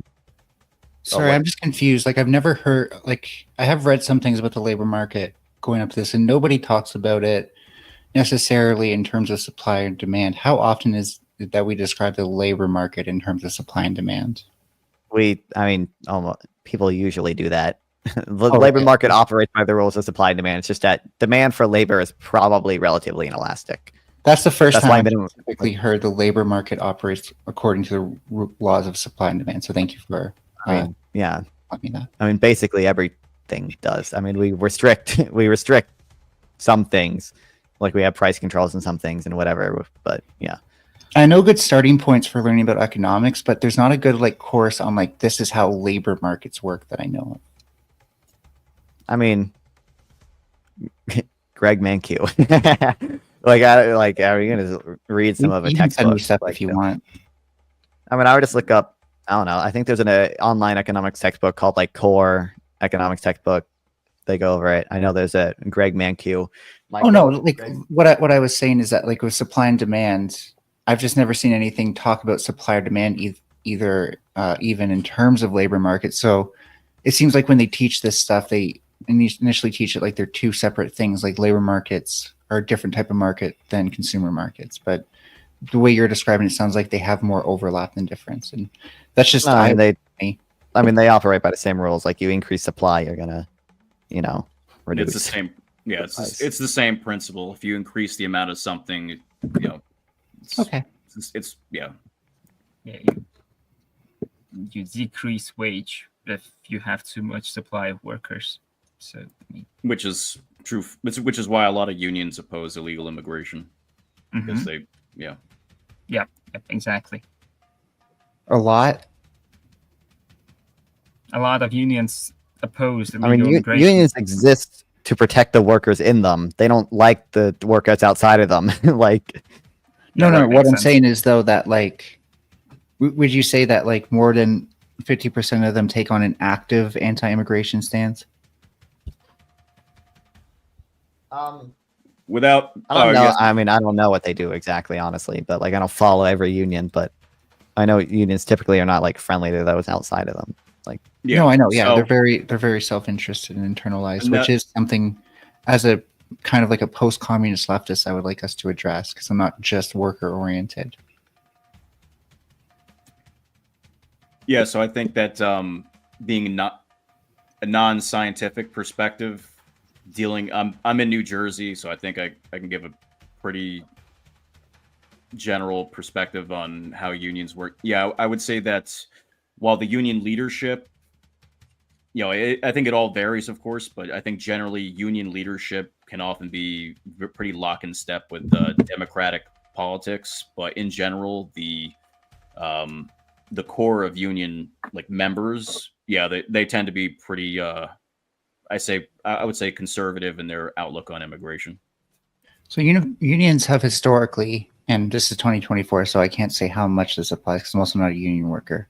But they have historically cared a lot about solidarity. And part of that would be like, well, some of our workers are immigrant workers. And so we need to make sure they also have equal protections and rights. So it seems like from just an initial fact check of myself, most unions are more in favor of protecting immigrant workers than getting rid of them. So I think context matters for everything. Like you rightfully pointed out the time that we're in. It's the 21st century, 2025. Like I think most unions today have a very specific purpose. Most unions in America aren't radical syndicalists. They're not part of unions that are like, the various World Federation types. They're I don't local. even agree that they're kind of like corporatized or bureaucratized. Yeah, I mean, at the end of the day, unions are pretty much for what I had said earlier, which is that they want fair working conditions, they want decent wages, and they basically don't want to get fucked with by management. That's pretty much it. So I don't think you should look at unions primarily as a vehicle for social engineering or any specific worldview that exists. But I think that's primarily things that you see from like the union presidents or people at the top. So like the auto unions, for instance, most of the members of those unions are fairly conservative, but then you have, of course, the heads of those unions who maybe would support like hardcore Democrats, just because that's just the nature of unions in America. historically they were aligned with the Democratic Party, and that's just kind of how it still is.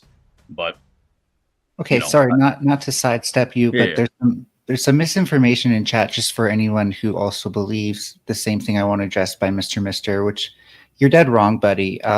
H-1B visa immigrants are legal immigrants. They are not illegal immigrants. They have status here. Yeah, I don't know if they have a visa. I don't know how we think that's illegal. If they overstay it, then they become. I mean, they can overstay it. I guess. Yeah. Yeah, but that wouldn't be under H-1B. That would be just overstaying and a visa like any other. Well, that'd be. Oh, yeah. I mean, yeah. You could get in as a tourist and overstay that visa. Which honestly does actually, if you want to be an American citizen, that does seem to be the best pathway to citizenship. I mean, I was considering moving to the US for a while. I think that the best way that's not connected to gambling with your own life and status would be to get into a college or a trade school and get a work visa afterwards. You'd get a visa, and then you'd have to marry somebody to actually be a citizen. But no, you can get PR afterwards maybe I'm wrong.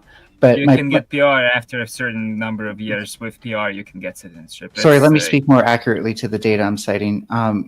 Posthumously, it turns out that most current legalized citizens in the U.S., the ones who have gotten legal status, are people who overstayed their visas. Maybe maybe that's. I mean, I know out of the people who I know live in the U.S. right now, who I've known personally, I think like more than 2/3 of them crossed the border illegally or overstayed their visas. So I mean, it's quite. I'm pretty sure the number of people who cross the border is actually quite low, if I'm not mistaken. I mean, my case might be special just because I live in Russia and a lot of people. Oh, fair enough. Yeah, sorry, I thought you were talking about America. That's my bad. No, I mean, people from Russia going to the U.S. illegally because they want to immigrate in the long term. Well, I'm sorry, sir, but with "Don't Step on Snack" in the background, you make a very convincing American. Okay. Thank you, Ricky. Rick, did you? I hate to say this, but I was actually getting ready to shut down here in a few minutes. If you want to take a quick one to get your thoughts out, Brick. Oh, I don't mind saying it. Bricky, say something or get the fuck out. Shut the fuck up, Furby. Oh goodness, Brick's drunk again. All right, let's. Here's what we're gonna do because Flow State has some drama going on over there that I need to go tend to. Does he ever? Yes, fight! We're gonna have a fight at Flow States. That's what's happening. I think we need to get Non-Fun the Economist in on this. Furby, I'm gonna punch the face off you. I'm gonna fight you, Furby. Furby, I'm fighting you at Flow States. Me and you having a fight. Look, if you can find a way to punch me in my face and not have my body move such that my face flies off, like I'm like 100 grams, dude. Like I'm just. Oh no, but then Sarah would be disappointed at us. Sarah. All right, bitches. All right. Brick, give us your final thoughts. Thank you, Brick. Furby. That was it. Yes, I love it. God. Brick, what's your final thoughts? No. All right. Sarah, that was it. That was it. Good. That was it. That's what's in his head right now. Furby, to you. I'm Melanie H-1B Fox. I love her for that. Tim, floor's yours. Final thoughts. Feel free to plug too. Find me on X, Tim Hale, criminally funny J6er. Thank you for the random invitation. Everybody, keep in touch with yourselves. All right. Thank you, Tim. Bert, to you. Thank you, everyone, for the stream, for the talk. I love Non-Fun. I'm here from his stream, so go subscribe to him. Very nice. And Non-Fun, of course, the floor is yours. Yeah, I really appreciate being here. Thanks everyone for letting me on. Or Sarah for letting me on. The rest of you guys didn't do shit. You just showed up. Yeah, you can see all my socials down here. You can go to my YouTube channel, Non-Fun. I stream everywhere. But my YouTube channel, Non-Fun, I'm about to end stream. I have a bunch of, YouTube videos there, some of which are debates that happen on this channel. You can go watch them. You can go watch me debate Tim Hale. I know we've debated him before. There's some videos with Bird in them. I just recently debated H-1B stuff with a different person prior to today. So you can go watch that too. I really appreciate you being here. Thanks for having me, Sarah. Yeah, I'll see you all later. Absolutely. And thank you so much, Non-Fun, for joining tonight. You are very well educated, and it certainly shows. You're a very bright young man, and I expect a lot from you in the future. And if you fail, I will kick your ass personally. But to everyone else who joined the panel this evening, thank you so much. I always appreciate all of your opinions and everything going on, and your ability to come on and contribute, especially if Bricky only comes on to say, but outside of that, to the chat. Oh, wait, I missed one. I'm sorry. Hold on. Wrongful Rage coming in with one more. Just one more with the big 20. We love you, Wrongful Rage. One last dig on Moa. Brick, shut up. I'm reading. Wrongful Rage paid for me to read this without being interrupted. Silence. Wrongful Rage coming in with the big 20. One last dig at Moa. Who were the... Is it Hunanese? Hunanese? Am I reading that right? Hunanese? The second one above, right? Hunanese? Mm-hmm. Okay. Because they dead. All 300,000 of them. Approximately 80,000 a day. Oh my gosh. That sounds terrible. Well, thank you, Wrongful Rage. All right, listen up, everybody. I have redirected the stream. We're going to go over to Flow States. I'm hopping on panel over there. If you know where you're going, go ahead and head on over there now. Be sure to send tomatoes, or feel free to wait for the redirect and be lazy. Outside of that, fuck off. If you thought this show sucked, well, you could have been watching something like this instead. All right, I'm gonna get low with it, Michelle. I'm gonna get low there. Oh yeah, right there. Okay, people. Oh yeah. Listen up, I got a tale to tell about a sexy tomato with a fury from hell. All the other She's not the best looking woman, but she's very into submission. Really into it. So is the husband, which I like. He likes there to sit there and watch her get dominated. Mr. Chaco! Not this shot She's got seeds of anger simmering inside. One wrong move and she'll take you for a ride. She'll throw shade with her skin so red. Her temper's like a flame burning through your head. And swinger syndrome is people that think that they're little sister, what's your Bible